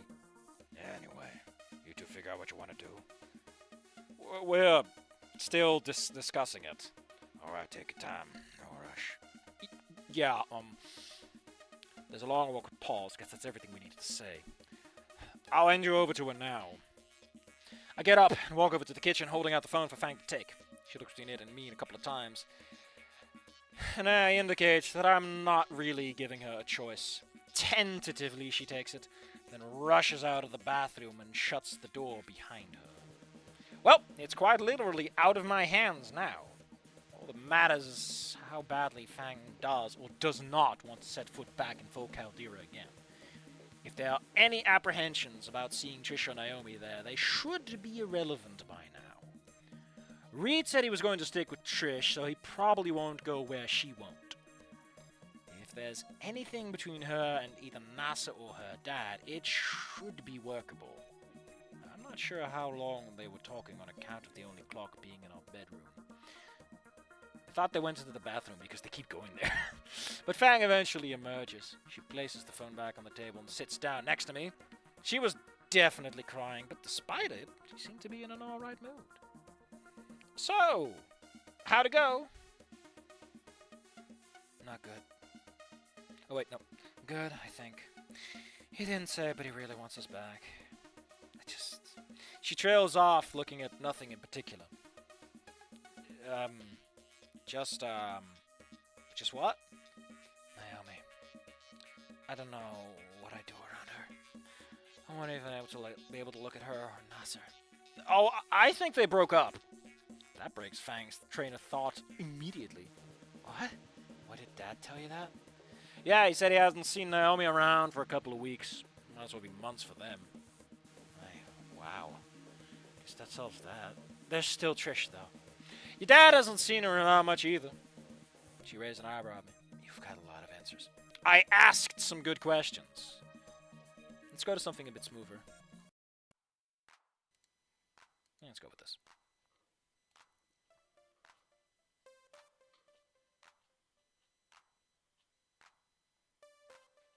God dang Brignard. Well, do you think we should go back? I don't think it's a bad idea, but I don't know if it's a better idea either. At the end of the day, it's your family, not mine. Convenient time for you to stop asking questions. She smirks. I'm just saying this shouldn't be my call. Speaking of answering questions, did you ask him about, Oh, holy fuck. Over the phone, are you crazy? I was just wondering. I mean, you'll have to drop that eventually. If you're not going to do it over the phone. Quiet. I'm still thinking about... Right. She punches me in the shoulder. Well deserved. Oh, I almost forgot. What the fuck? That was not a twofer. I told you I recognized that guy. Ah, no. What are the comments? No comments. We're on the final chapter. Wow. Well, we're almost done, and a certain man from the Luigi board has not yet shown up. What the fuck am I looking at? Why does this look so dang AI generated? Even though it really isn't.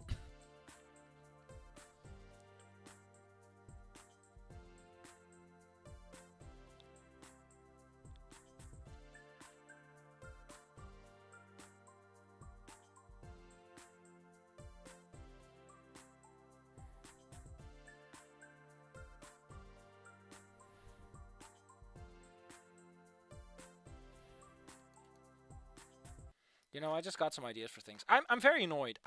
Listen, as the Ranger in the Fog is approaching its effective, kind of finalized form. I mean, I should probably finish it, and I'm working on actually getting it done and putting it out there beforehand. But I'm thinking about what comes after this. And the funny part is, I've also been kind of letting it lay. You know, letting it lay on the floor, putting it down on the ground, letting it sit there for a little bit. I'm not sure what I want to write. Anyway, let's just get back to it. What are we waiting for? It's chapter 14. Réunion. Let's not bother. I'm only fucking it up.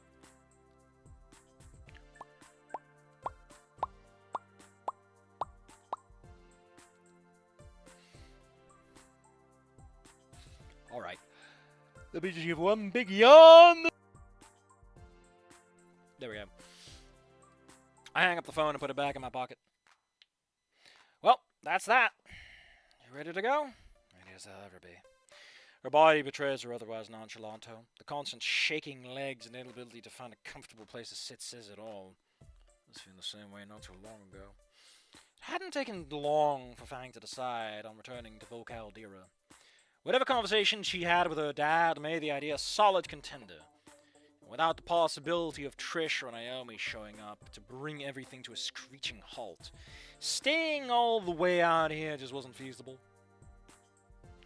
Not with a kid on the way.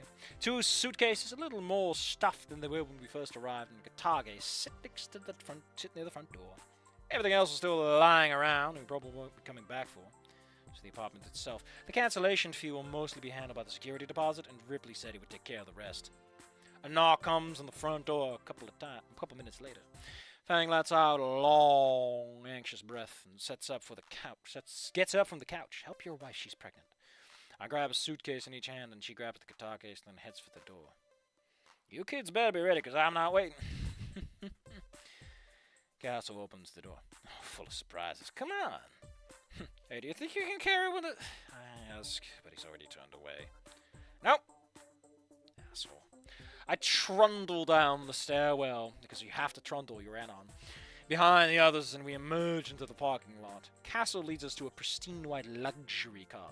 The trunk pops open, and we stuff our luggage in the back.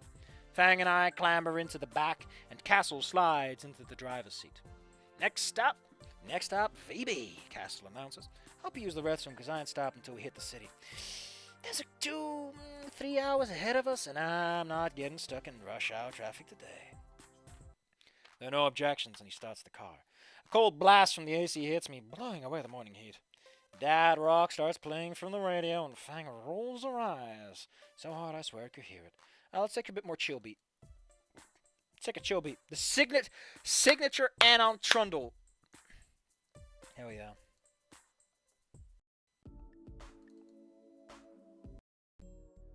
I'll take a bit more mellow than that. Yeah, it's got a bit of energy, got a bit of pep. It'll work. It's a bit melancholic in a very funny way, because the guitar sounds a bit downbeat. Again, the jazziness is what gets me. I zone out pretty quickly, my mind's stuck on what the rest of the day might hold. I doubt Fang is gonna get any trouble from Ripley or Nasser. But what about me? Ripley didn't seem very willing to say what he thought of me over the phone. A follow-up conversation being about a short and utilitarian as the first. I can only hope he thinks highly of me, but the niggling thought won't leave. And Nasser, that conversation's gotta be unavoidable. I'd get a day of grace, maybe 2 tops, and then he'd put me in a headlock or something. The venerated princess returns to her kingdom. Huzzah. Frank Castle announces with a bit more sarcasm. It's been 3 hours already? Don't not call me princess. Fang makes demands, but a toothy grin forms on Castle's face. Asshole. So he does it on purpose. Keep your glass slippers on. If you have anyone particular like to stop before the main event, say so now. As long as it's not somewhere stupid. Dino Moans. Fang says before I can finish thinking. Probably would have picked that too. Castle turns his head slightly, eyeing Fang through the rearview mirror. The one in Little Truden? He asks, shifting away from his usual obnoxious tone. Yeah. She replies, a little unnerved at the change. Alright. He goes quiet, focused on driving. I chuckle to myself. Looks like the big, tough, military guy is scared of a little shadiness. Not long after we pull up on the curb outside of Dino Mo. Go. Call me when you're done. You're not coming, I ask? More out of accidental politeness than actual curiosity. Nope. Yeah, I imagine Dynamo would fucking kill him. On sight. He states it plainly. Fang and I exit the car and he drives off. She shrugs when we enter the restaurant. Welcome to Dynamo's. Do you have a reservation? A glance inside shows the place is pretty busy right now. Actually, we're here to see the manager. Fang replies. Hey, it worked the last 2 times. The host only seems a lot more attentive. Mrs. Aaron, is it? Yeah? Right this way, please. She leads us through a maze of filled tables and moving people to a lone... Oh wait, she leads through a maze of filled tables and moving people to a lone reserved table far into the establishment. The manager will be right with you, he says as we sit down, dashing off towards the kitchen. Fang and I exchange an odd look. There is no way Mo could have been expecting us here, right? Sure enough, a familiar Tyrannosaurus bursts out through a nearby door, marked Employees Only. Well, if I'm not a pie in the goddamn sky, he exclaims as he approaches. It was really a handful, you know that? Hey, Baldy, scooch over. He squeezes into the space that I provided. You think he'd invest in bigger tables? My God, where you been? No, I'm getting ahead of myself. How have you been? Don't look towards for where, all things considered. We were only gone for a couple of weeks, Fang replies, still confused about the situation. A couple of weeks? Try telling the old man that. Looks like took a couple of years out of him. For the love of God, tell me he knows you're in town. Sure Butter the Bull might kill him on the spot. Yeah. How did you know we come? I didn't, but I was hoping you would.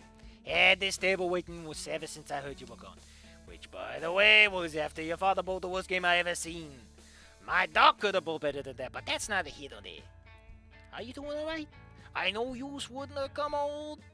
Would have done all this without hugging your Uncle Mo goodbye if everything was hunky-dory, yeah? We were doing a lot better, yes. Good, really. A lot of people gonna be happy to see you did, most of all.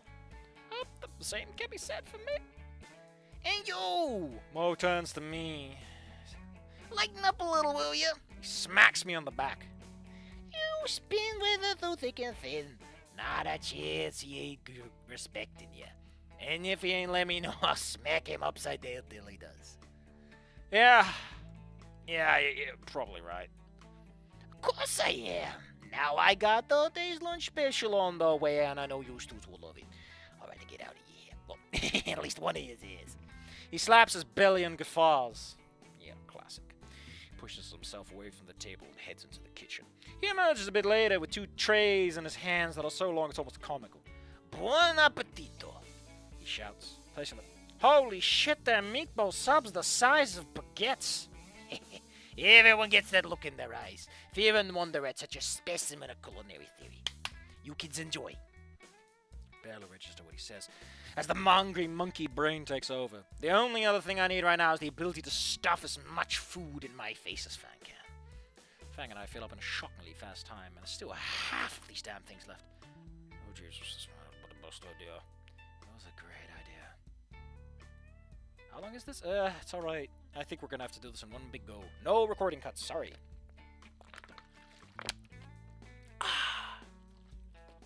I'm doing that just to annoy you. Castle Iran, end of the line. Castle announces as he starts the car in front of Fang's house. Hope you had your fun. I'm not chasing you twos across California a second time. I liked it better when he was quiet. Well, I'm elated as ever to never have to see this guy again. Something much more nerving is staring me right in the face. Fang and I step out of the car, move towards the trunk. After an awkward moment of waiting, I slap the trunk a few times to get Castle's attention. How about you go and introduce yourself first? I'm not going anywhere. Fang and I exchange an uneasy look. Looks like I'm not getting any more stalling time. I walk up to the front door, but neither of us raise a fist to knock. There are windows in the house. Surely they've been looking when they heard the car stop. After you, princess. The joke doesn't make me feel any better. Fang shifts from nervous to angry and back to nervous in the span of a second. She steels herself and then knocks on the door. There's a moment of deathly silence. Science? Of deathly science! Then soft footsteps approaching. The door opens to reveal a familiar tarot woman. The warmest, most motherly smile I've ever seen grace her face. Fang seizes up as Samantha steps forward and wraps her in a tender hug. Moshe called that one the heart detonator. Listen, buddy, if you're already having a couple of heart problems, this will make sure you know 100% you got diabetes. And a heart problem. That's a Mo promise. No, that's a Dynamo promise. Or is it a Dynamo guarantee? It's up to you which one you like. I'll leave it to you, buddies. Oh, it's so good to see my little princess again. There he is. Scary Dave, you made me so scared. I was afraid. You were gone. Forever.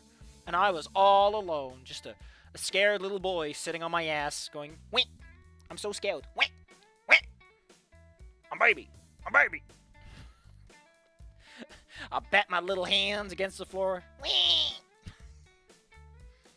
He came and it's sticky. Ew! Ew!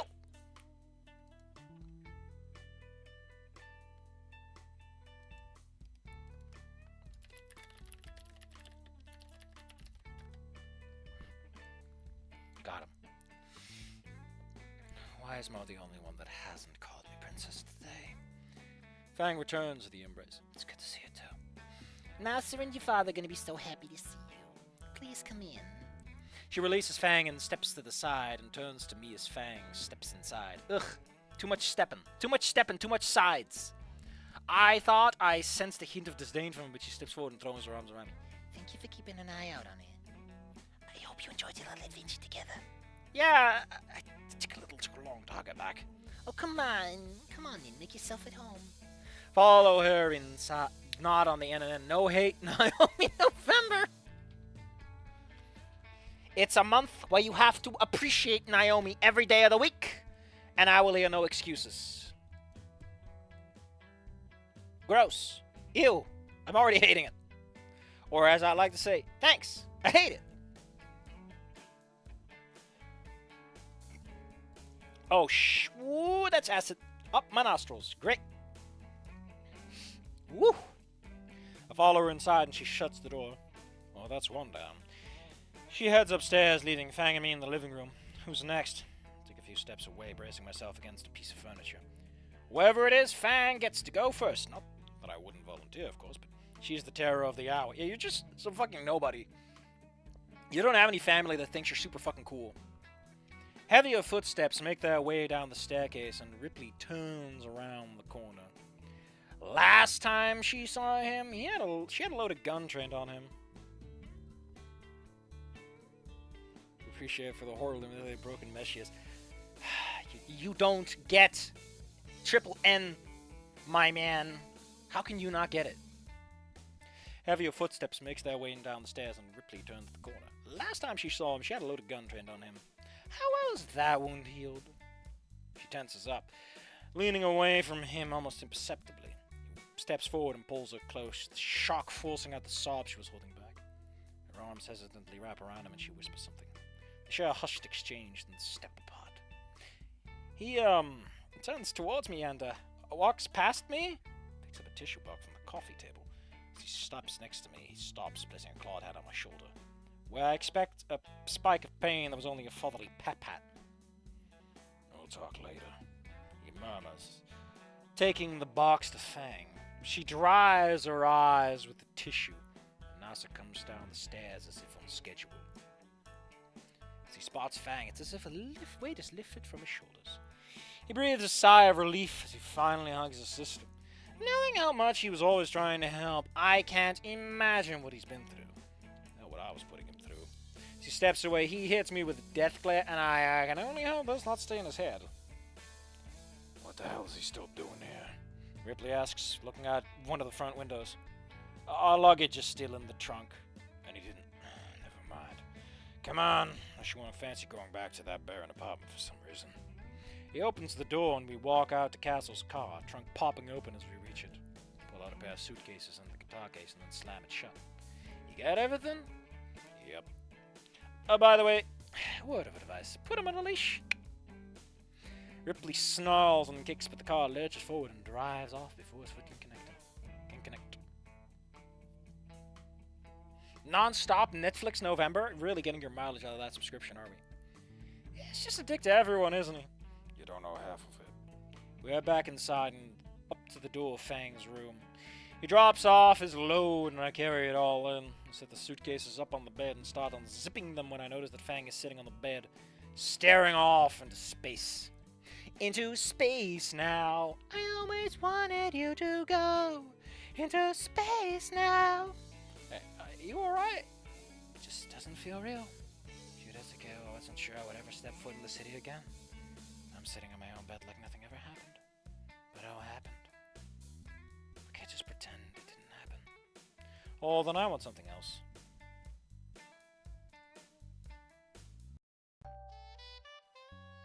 No, we just use this for a noir. We need something better.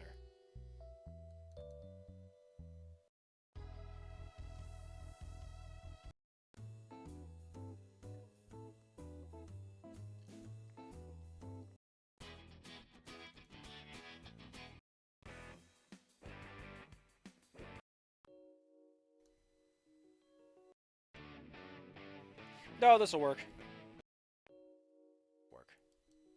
This'll work. Well, we're not going to. Whatever happens going forward, it's gonna take a while, and it certainly won't be easy, but we'll do it. I'll be with you every step of the way, alright? I honestly can't believe you're still here. I feel like anyone sane would have run off a long while ago.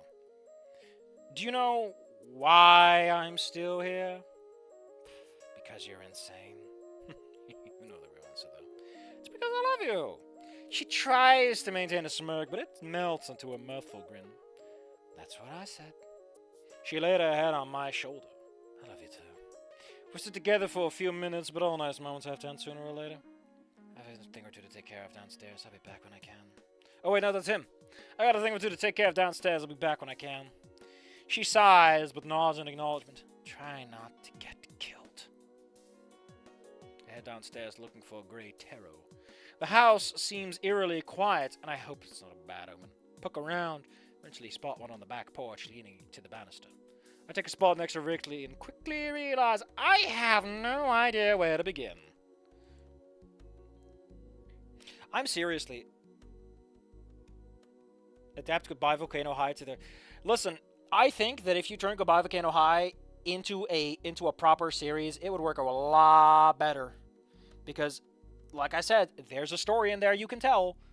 It just doesn't have the room to breathe. The game mechanics are completely irrelevant. It just... I mean, what would you want a plushie of? I already have 2 of Mango! I don't know why, I just ended up with 2 of them. Of her, I guess. The best plushie. And I can make them kiss. Which is really weird when you think about it. Because I don't think worms can kiss.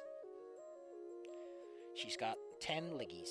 What more do you want from a little worm? I love firm plushies, you know, the ones that have some shape to them. I remember when it was all floppy ones. They're very nicely done. I like the fur they used.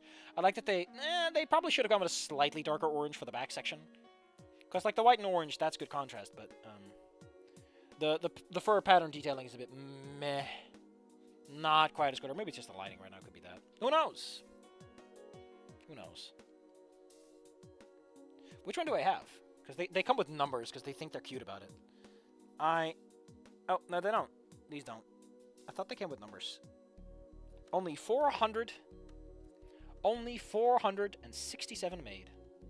And I have 2 of them. How much percent of the world population of mango do I own?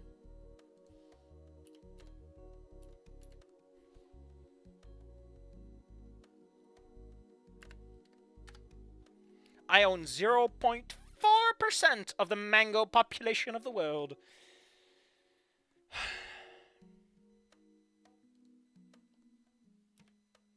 I own 0.4% of the mango population of the world. I forgot that my division / key makes the recording stop. I hope they didn't cut anything important.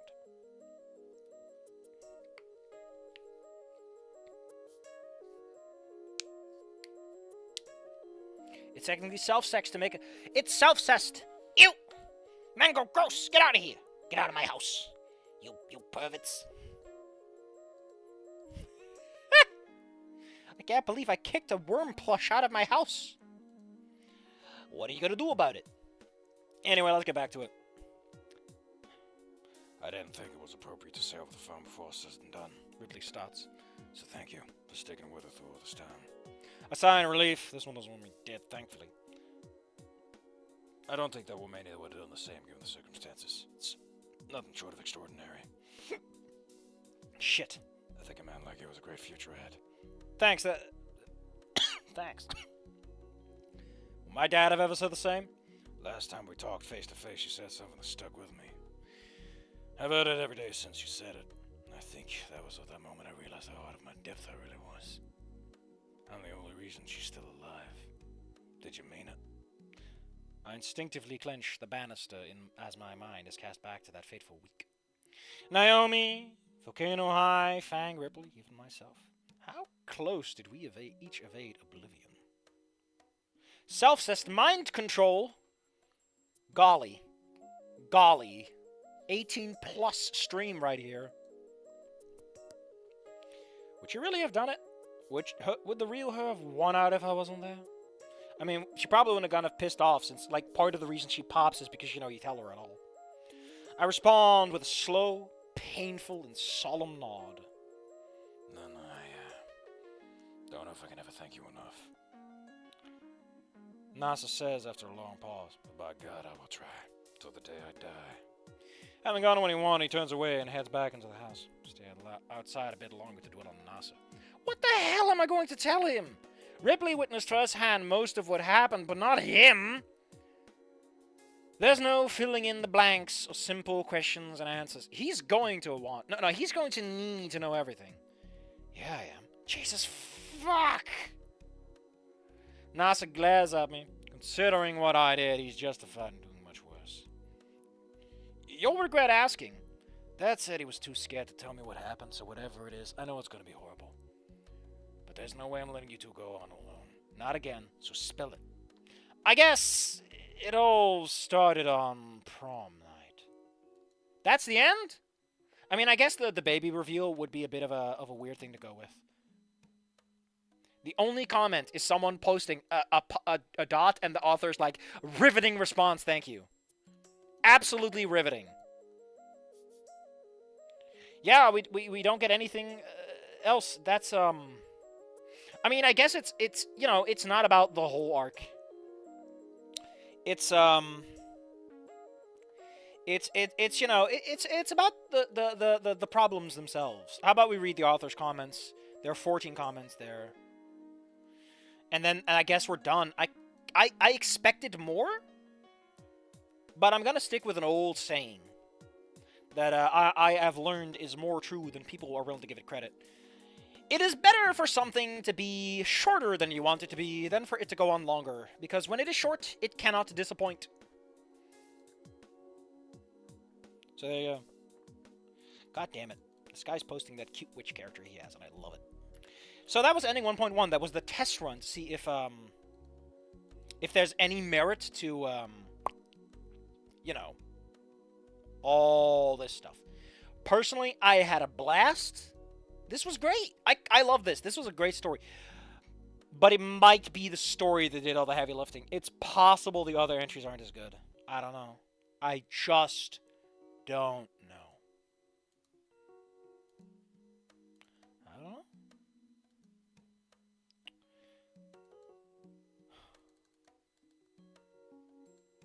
What's this one? Valentine's Day's thing. Okay. The surprise visitor of anything else? Or is this just what he did? Oh shit, he's written a lot! Oh boy! Oof. Oof. Man has not sat still. He's made one for Halo. Heresies upon heresies. And it's explicit. Ooh, how sexy. What a weird thing to have. 21 one negator. 18 for Volcano High.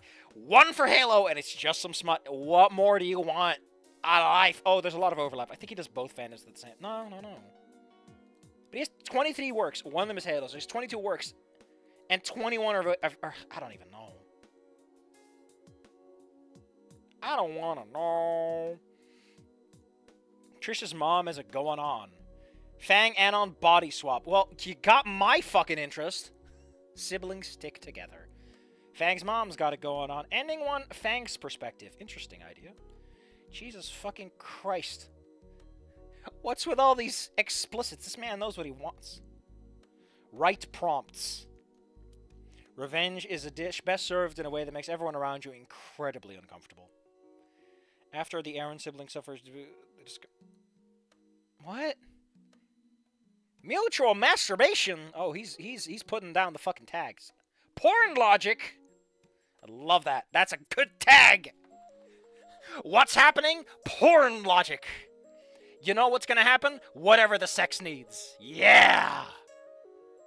Oh, that is such a... I want to slap that tag like a fancy new car. And say, you know what your story needs? It needs some of this. Sprinkle generously. It'll get the job done. Miscellaneous Snoot drafts. Oh, pretty cool. Oh, here's ending one. Wow. Ending 1.5 shows up pretty late in his librography, whatever the fuck they call it. PSA Srids. What? Take a picture, it'll last longer.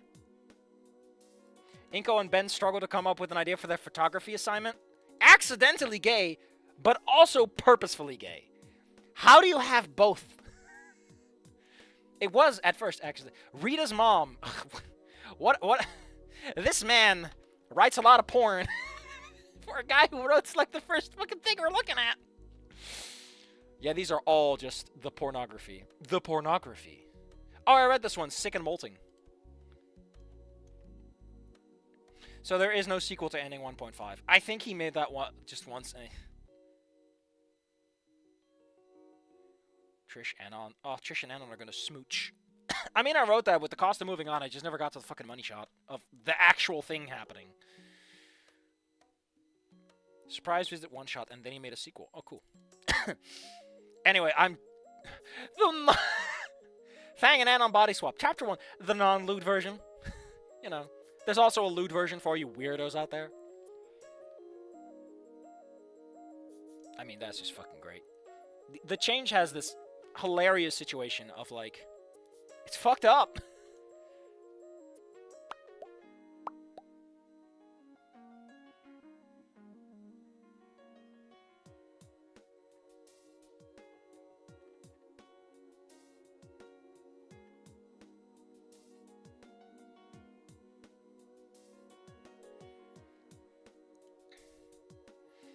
Just take a look at this stuff. I'll slap that like button. Hey, I don't hold back. I don't hold back. I need to know why this is... I need to know why it's accidentally gay. I must learn. There's 15 comments on this. Shit. Waiter, more Ben Inko, please. What a fucking combo. Ben is such a femboy dweeb. I mean, I really don't like what he turns into when you really zoom out a little bit. It's got a solid set of characters, but the cast as a whole feels a little underutilized. It's too focused. Claustrophobic at times, I describe it. I mean, I don't know what the other characters should do, but one thing Snoot Game did pretty well is that you could kind of feel what everyone else was fucking around with. Artist Black simply that bad. Ugh. Okay, but what is Shreds? Snoot-related indecency and degeneracy syndrome. Well, that's just something else, ain't it? The Grave Red Fang Shrid syndrome? Oh.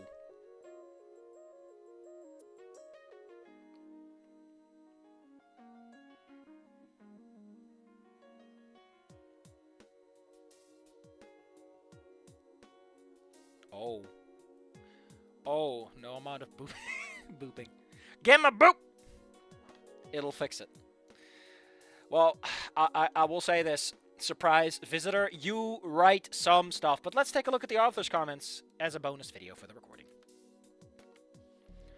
Probably gonna have to make that video a no-show for people.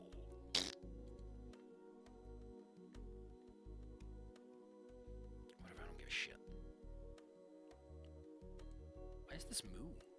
That's just fucking Asriel. What the hell? Oh boy, 53 weeks or for something like that. At the same pace when I started, it should have taken 10. Yeah, I know that vibe.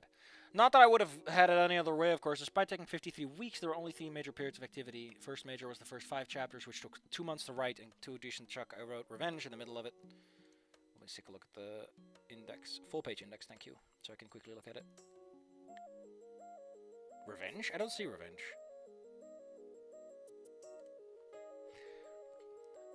Although a decent chunk was because I wrote Revenge in the middle of it, which took a better part of 3 weeks. Those first 5 chapters went relatively well, ignoring some minor holes and threads I sort of forgot to tie up later. Fang's desire to smoke was supposed to have a bit more presence, but by the time I started the second period of activity, I had left it hanging too long to go bring it back without it being too horrible. There was a big pile of ideas that I could have played into all sorts of strong belts without them, but I simply didn't have the skill to put down the way I wanted. The problems started a bit after I released the Bridge Part 1 in November. First was finals coming up, and 4 started catching his attention, ate up free time. Second was I genuinely didn't know what to do with the rest of the story. Yeah, I know that vibe. You're like, I don't know what to do. What is a man to do? Bridge Part 1, though, jeez. Oh, the full-page index tells you when every part is uploaded. Oh, fuck yeah. I didn't know that. That's so nice. I was wondering if that information was tracked anywhere. Now to give these writing to ChatGPT so we can get a cope fit. Liz needed more time to cook. I'm shipping her with Anon. I want to rub them together vigorously until sparks fly off and I can light this fire so I can cook the fish I caught as I'm stuck on an abandoned island. That's how you know it's good fan fiction. It's spicy enough to light a fire with. Anyway, there was a brief period where I considered having Runaways be the final chapter and having it be extremely open-ended. It's not that open-ended in context. The pregnancy is what makes the... Needless to say, it wouldn't have been very good. Around December and January, so I finally got a new idea to take the story, although it still took me till fucking April to start writing it out. The Bridge Part 2, the Runaways, written within 2 weeks of each other. Are you fucking shitting me? Dang. Yeah, they are tightly uploaded. Originally, my plan was to have the beginning in the Cracks of Tears. They didn't have Anon during his freak-out anxiety. I called Nasser and panic, tried to anchor him to something during that conversation. And a follow-up on anyone was never okay. Okay. Also, originally, I planned to have the pieces be its own one-off thing. They gave it insert okay. Thank fucking God that didn't happen. As much as I was writing this chapter, I had a half-sized conversation with a user called Castellano, which turned into much longer conversations after I released okay. I don't have conversations with anyone about the stuff I write. What a shame. Would love to have them, but I can't have them.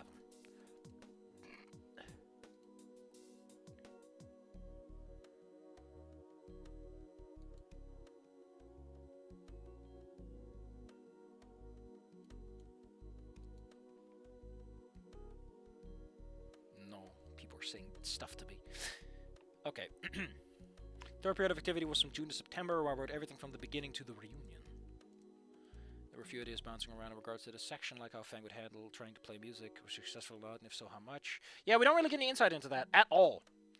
It was sometime here that I honed in, not telling how the story meant, but how the characters would end within the story themselves. Bear with me on this one, I promise it'll make sense. The way the points structure of Snoot Game is set up is designed to create growth in both Fang and Anon. With Anon, it's things like trust on others and dependability, while with Fang, it is self-agency and independence. These are not necessarily contradicted, as it's important for people to be independent for themselves as well as dependent on each other, while not being too much one or the other.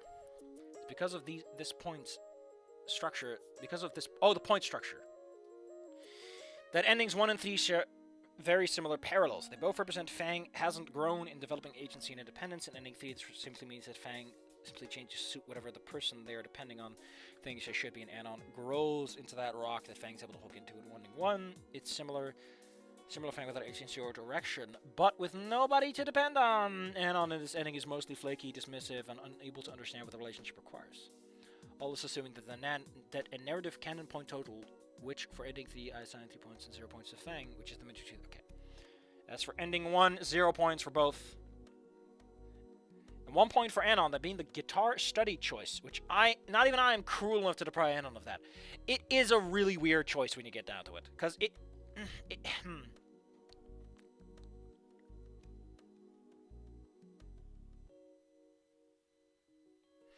that's kind of what killed Amalgam High, is that it's really a couple of different ideas. I mean, if the big idea of Amalgam High was like every one of the whole cast, that can work.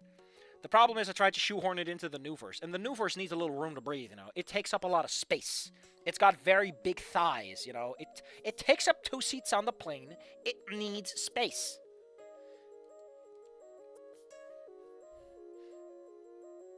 All this is to say that I technically could have got out for a golden ending. Yeah, having them reconnect with Trish and Reed, bring it back. Okay, reintroducing Naomi. Anon grows. Yep. But I would need to give Fang a lot of agency people didn't have in order to get all the way. I explicitly do not do this the 5 chapters that I wrote. There are a couple of points in particular, many of the notebook page sharing in the cracks, and Anon warming up early in situations where Anon kind of deprives Fang of agency, not through malice or disinterest, but out of desire to help. It would be perfect ending. Fang would take charge in these small moments and conquer the small pieces of fear. Okay. Almost there. I did it in this way because I think going from ending 1 to ending 3 is a good bridge to cross, as they contain most of the parallels that I mentioned. It doesn't go super fan-fiction-y and everything is happy and perfect territory. Irony, I know.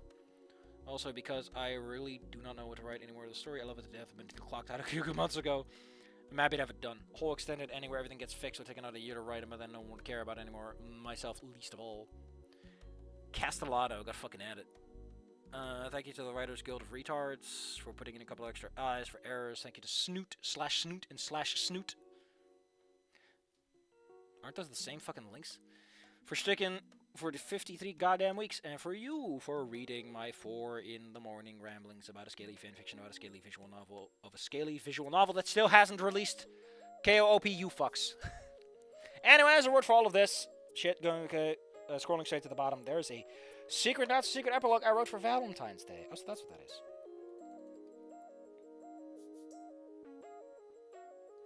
I think the best feeling I live to please, and sometimes cool. I want to say what I said before. I think the best endings are leave you wanting for a little more, and they wrap up nice and tight.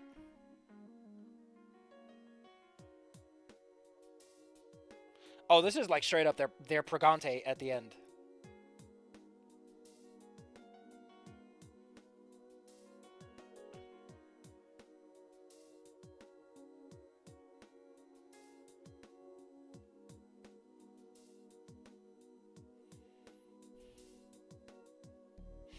Valentine's Day weekend.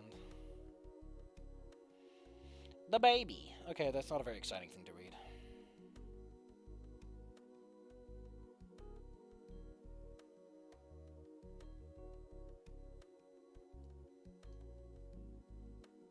Yeah, man, this left me with a good feeling. There's nothing but good vibes rolling out of this. 10 out of 10 read. Thank God nothing bad happened. Thanks for the chapter. Spanish I can't read yet. Thanks for not destroying everything. Cool. Okay.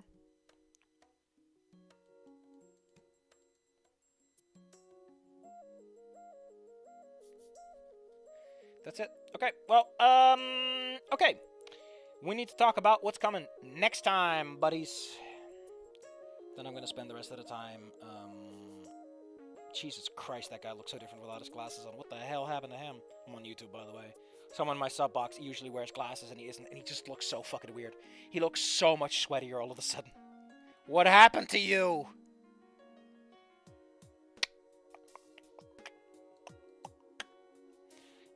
Where is the checklist? So we've done ending 1.5. Next up on the list is going to be nothing to something. I think.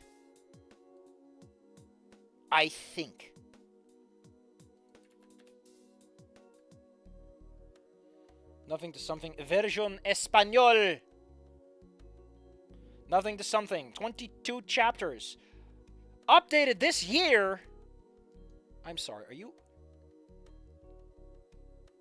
What? What? Fang, Anon, Olivia. Am I seeing this right? Is this correct? Hello? Is this the right chapter? Is it? Is this nothing to something? Olivia and Nasser, but also Anon and... What? Explicit? Oh, they're having sex. This can't be right. Hold on. I need to go to my Snoot vault. The Snoot archive and open the Snoot vault door.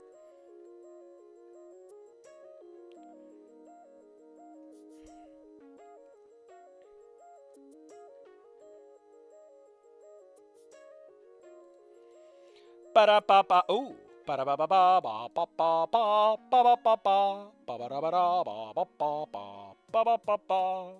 Diving into the fanfiction chapters.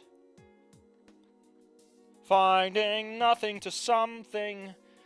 When nothing became something, I didn't know this was fucking horny. But it might not be. It's implied to be horny. Oh no, it's just graphic depictions of violence. Thank God it is merely people getting horribly mangled and killed. That's so much better than penises in vaginas. Jesus.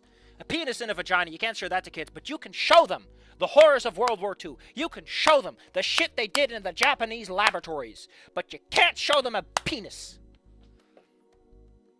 Oh, fuck. This is one of the... Oh, no.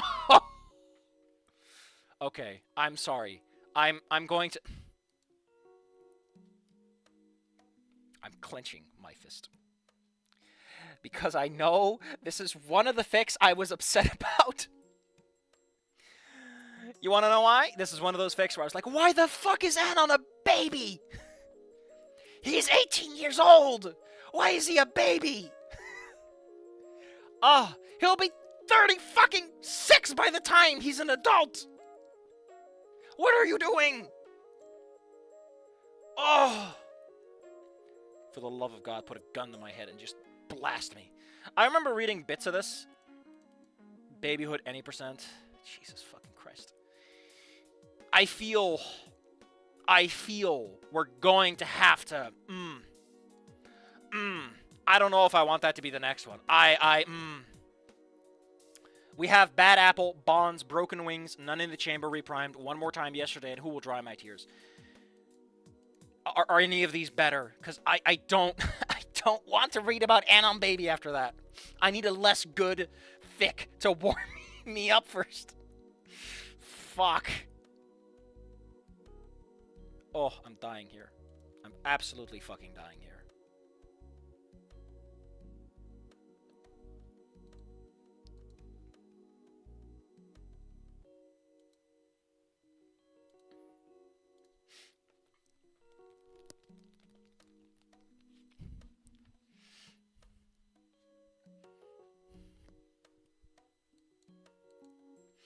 So, outside of that, I should probably stop the recording, but I feel people who are watching this, they deserve the little extra parts at the end.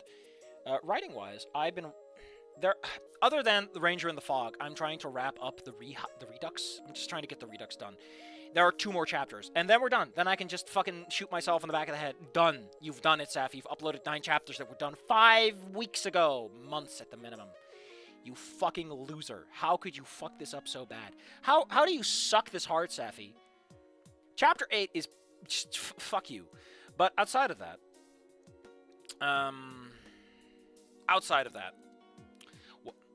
hold on. Yeah, like I said, a better writer with more time, and I mean the problem is it's animated. They're gonna use shitty prosthetics. You just fucking they're gonna glue a crest to the head. It doesn't look like that. What am I looking at?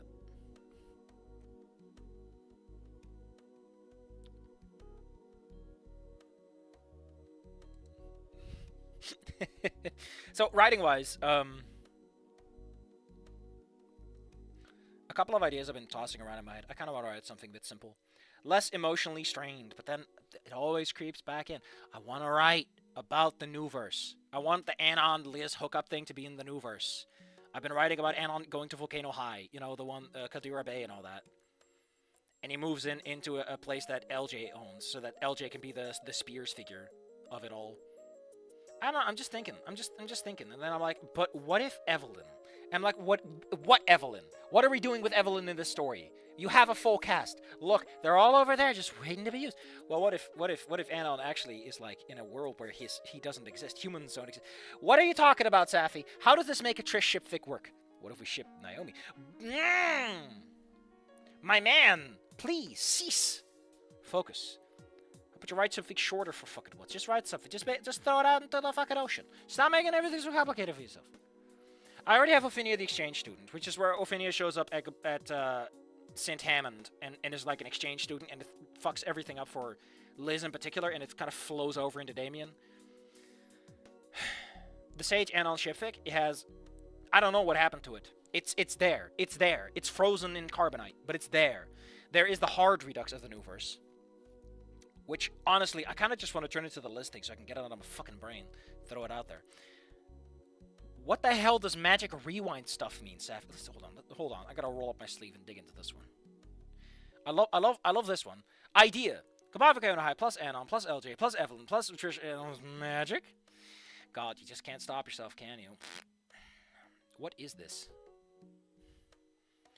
Oh yeah, the idea was Evelyn, and like it's after ending one with Inko, and Inko is like hitting on Evelyn, but Evelyn's like, listen, I have work to do. I'm like the necromancer, and like the necromancer guy here died, and like the necromancer apprentice is like in a coma. Listen, everyone hates me because we're dating. Are we dating? I think it's interesting just to take the Inko angle of like, oh look, Evelyn, she looks normal enough as a person. I don't know. I'm just flat on the ground. I think Lunara would make more sense of anything for the guy, you know. I'm flat on the floor. Space aliens to make it different. I mean, fucking go for it, my man. Give me that fat alien hot dog. Don't need aliens, but hot dog with aliens. I don't know, man. I don't know what I want. I don't know what I want, where I want it.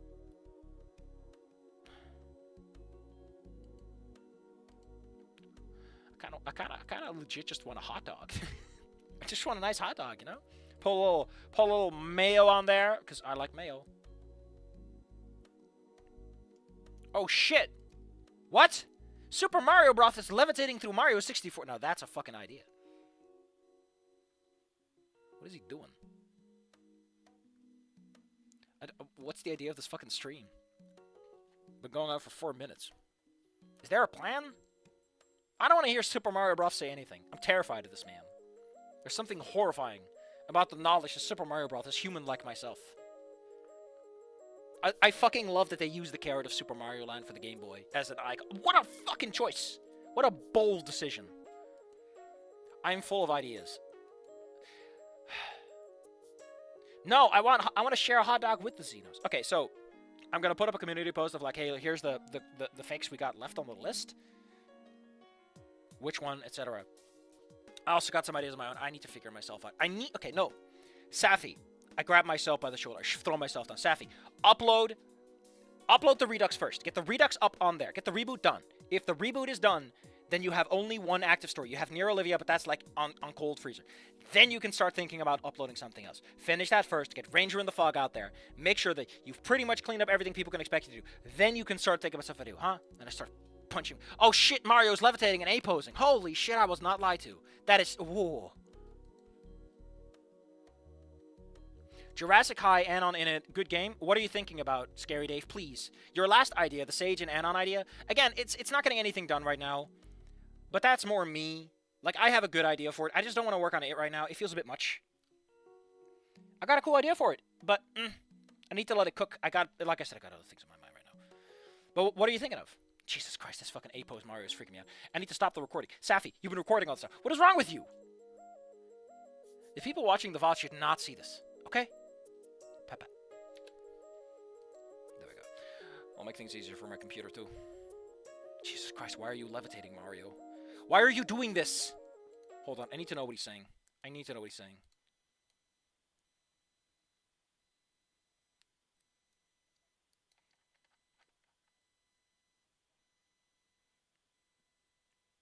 What?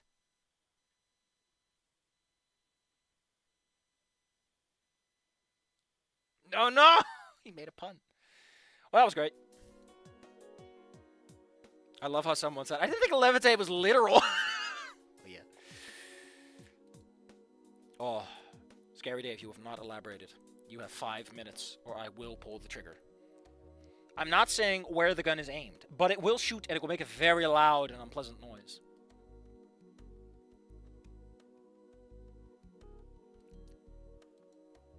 Oh yeah, fuck! I'm supposed to make the community post.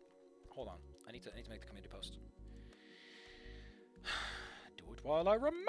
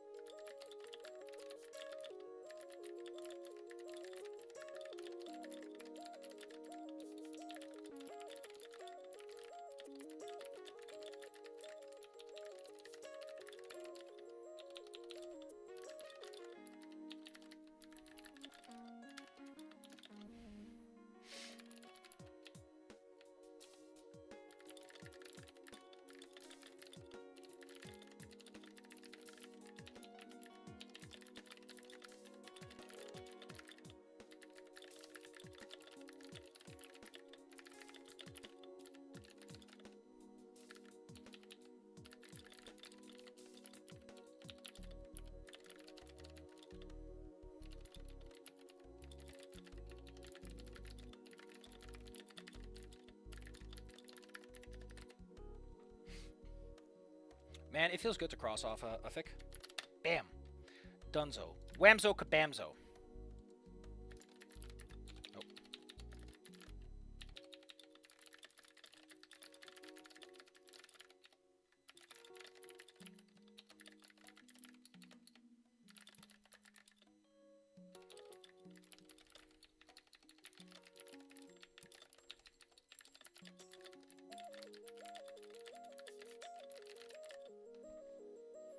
There. It's out there.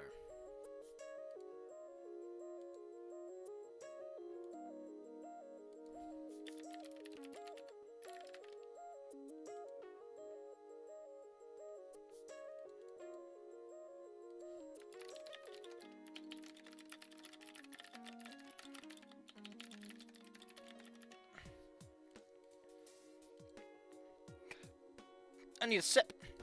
Because I got the hiccups.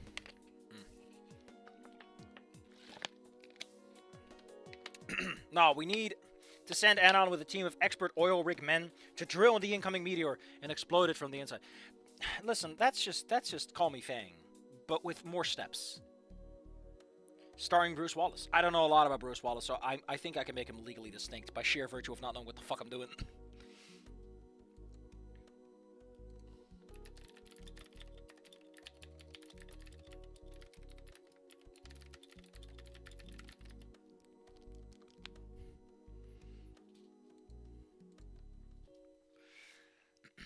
Let's see. Scary Dave. You keep the meteor in it, but add a human to it. Maybe explore how it... I don't know, man. Call Me Fang has been... Call Me Fang would have been that work, if anything.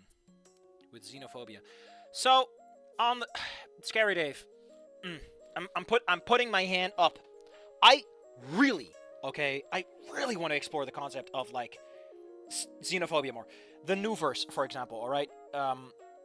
The new verse has built in, and this is something that I really wanted to use more, and it's also something that comes forward in Ophinia the Exchange Student. And also technically comes forward with Evelyn and some of her business, especially when she is the magic. A point that I wanted to bring up in new verse is humans and dinosaurs had a war, and that war went places, and afterwards people kind of made up, but humans and dinosaurs are distinct. They have very different fundamental cultures. Dinosaurs lived under a very strict caste system, but within that caste system there was a lot of openness. So dinosaurs humans associate the LGBT concept with dinosaurs, because dinosaurs are like, you don't gender your child until they had their rite of passage. Like, your child is just whatever the fuck they want to be, and then they sort themselves out. It's not your business. It is very much a world of, if you do your work and you hit your quotas, nobody fucking cares. It is a society of colors, of brightness, of expression, in spite of being this very rigid, industrialized society. Humanity is the opposite. They are rigid, they are somber, they're very repressed, because within humanity, there's this idea of like, well, you gotta fit in to make it work. They are under the impression that if you stand out, you're just gonna get nailed down. Whereas dinosaurs are like, just fucking have fun, buddy. Have a festival. Just do it. Just throw a fucking party, because you can. Party at the oh, nah, I gonna rock and roll. And all that fun stuff. And part of the idea of what the new verse is going to do with Anon is that he comes up in this society. And it's like, Newmancers are inherently they're about distress and trauma and expression. And so a human is exposed to a world of like, oh, by the way, you are now part of this insane magic cool bullshit. But you're also mostly going to have to deal with people whose culture you disagree with. And I really want to just put my hands firmly on that and just wring it dry. You know what I mean? I'm making it sound worse than it is. But admittedly, part of that is because I'm seeing the line, my name is Anon Agos. And then I read the section of like, my mom, I revealed to be Joanne. Why is Anon a baby? You know what I really want to write? If I'm going to clown, I really just want to write Anon dies and he has to deal with a fucking GD. Actually, admittedly, that's also what I'm trying to do with the list thing. The list thing has Anon isekai'd, but it's because of a Newmancer, and he's dead. He gets dumped out in the desert by Ripley. A Newmancer kind of picks up on his soul wandering the universe and is like, hey, buddy, you look like you're going to be fun to throw into this fucking hellhole. See you later. Remember to stay interesting, buddy. Like a good old-fashioned Q moment. God fucking damn it. I don't know, okay? My brain is full of ideas. And I have 2 big things that need taken care of, too. Gotta brush my teeth. That, too.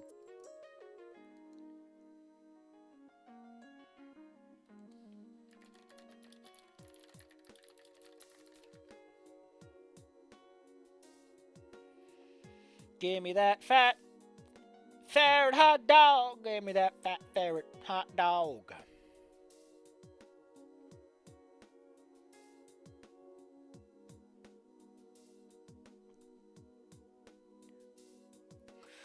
God, I'm tired. There's so many ideas in mind, and I just can't. I can't stabilize.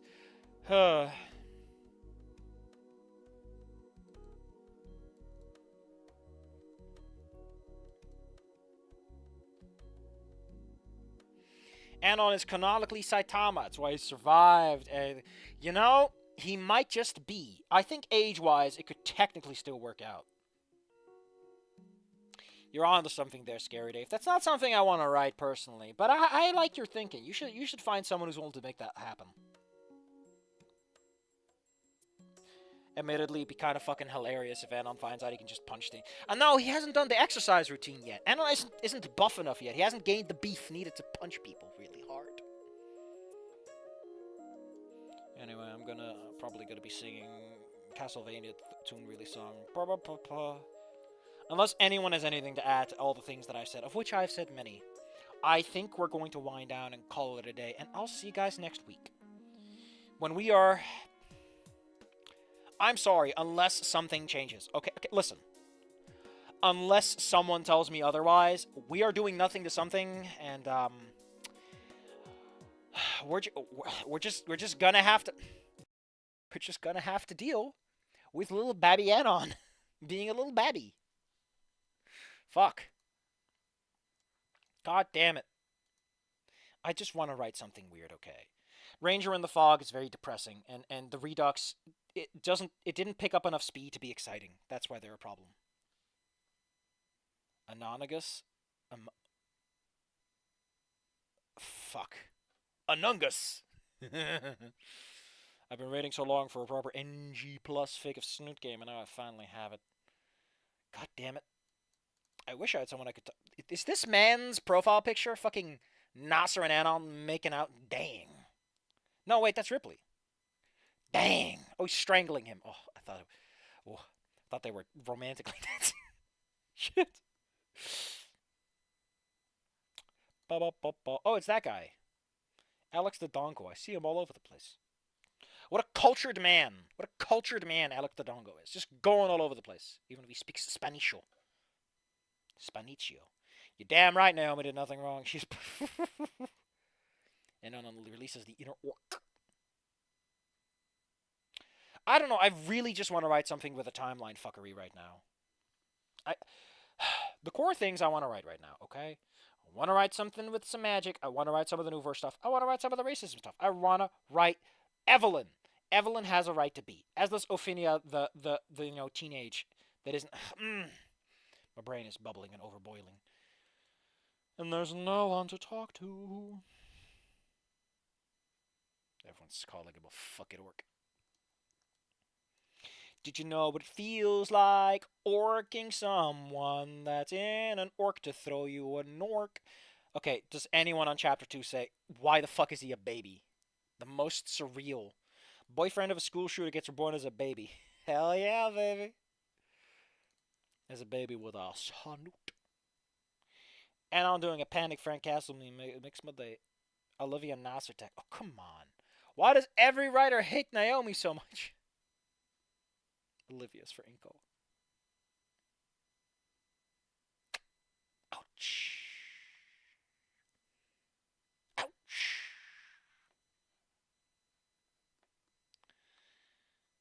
Weird suspicion.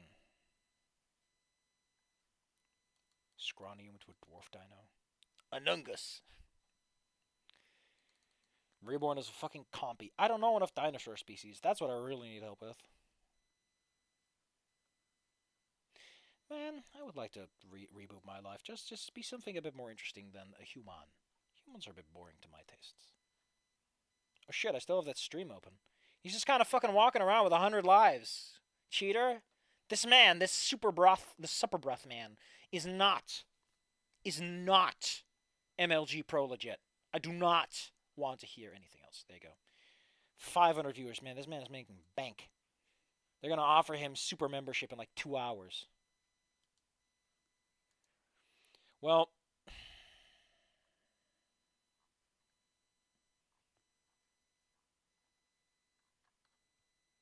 I'm just gonna say it one more time. I don't wanna read this. People keep making me like Naomi, and now we can't even say bad about her. Shelter yourself, Snoopers. Fair enough. I think I'm gonna call it here for now. I'll see you guys next week. Unless something changes, it'll lead nothing to something. I'm sorry. Anungus.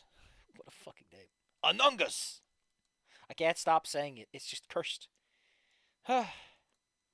What a great stream. Ending 1.5 as a recap. Fantastic. Lovely. Good length. Fantastic.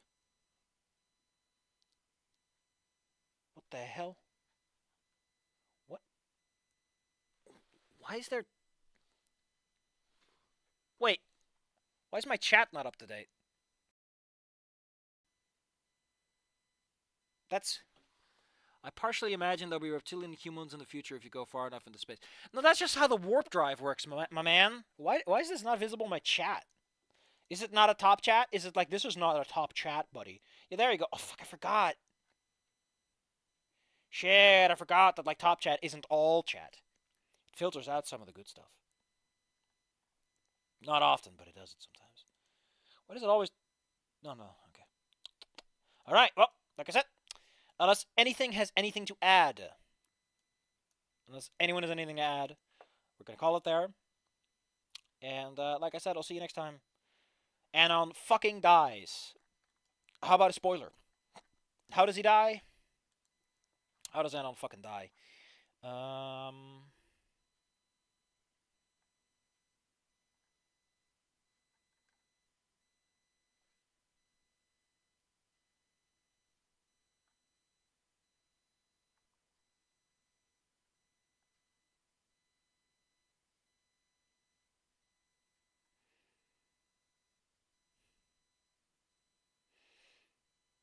Oh, he just falls into an open grave and he's fucking dead. God dang it, Alan. You're a loser! Do you feel sorry for yourself? What a loser. Well, since no one's saying anything, and I know the delay is not that long, I'm going to wish everyone a good night, a good weekend. There will not be a stream tomorrow so that the community post has some time to work itself out. And I kind of want to watch some stuff and I want to have some time for myself because I've been busy of late and I need to just let things simmer. So remember, if you've had a rough week, if you've been very involved in the political sphere, remember, no matter what government you live under, it is your right, prerogative, and your choice to be excellent to each other and to build stronger, resilient communities. It's hard to argue with that, for it is the cornerstone of human existence. I wish I had a stupid, goofy song I could play at this point, but I really don't. Sorry. Sorry. Sorry. Just, Oh, wait. There's one more. Don't meet again, fair Snoot Bros. Good night. And hug that gator. If you ever get the chance, take it. Grab it by the snoot and hug it tight. Actually, that sounds kind of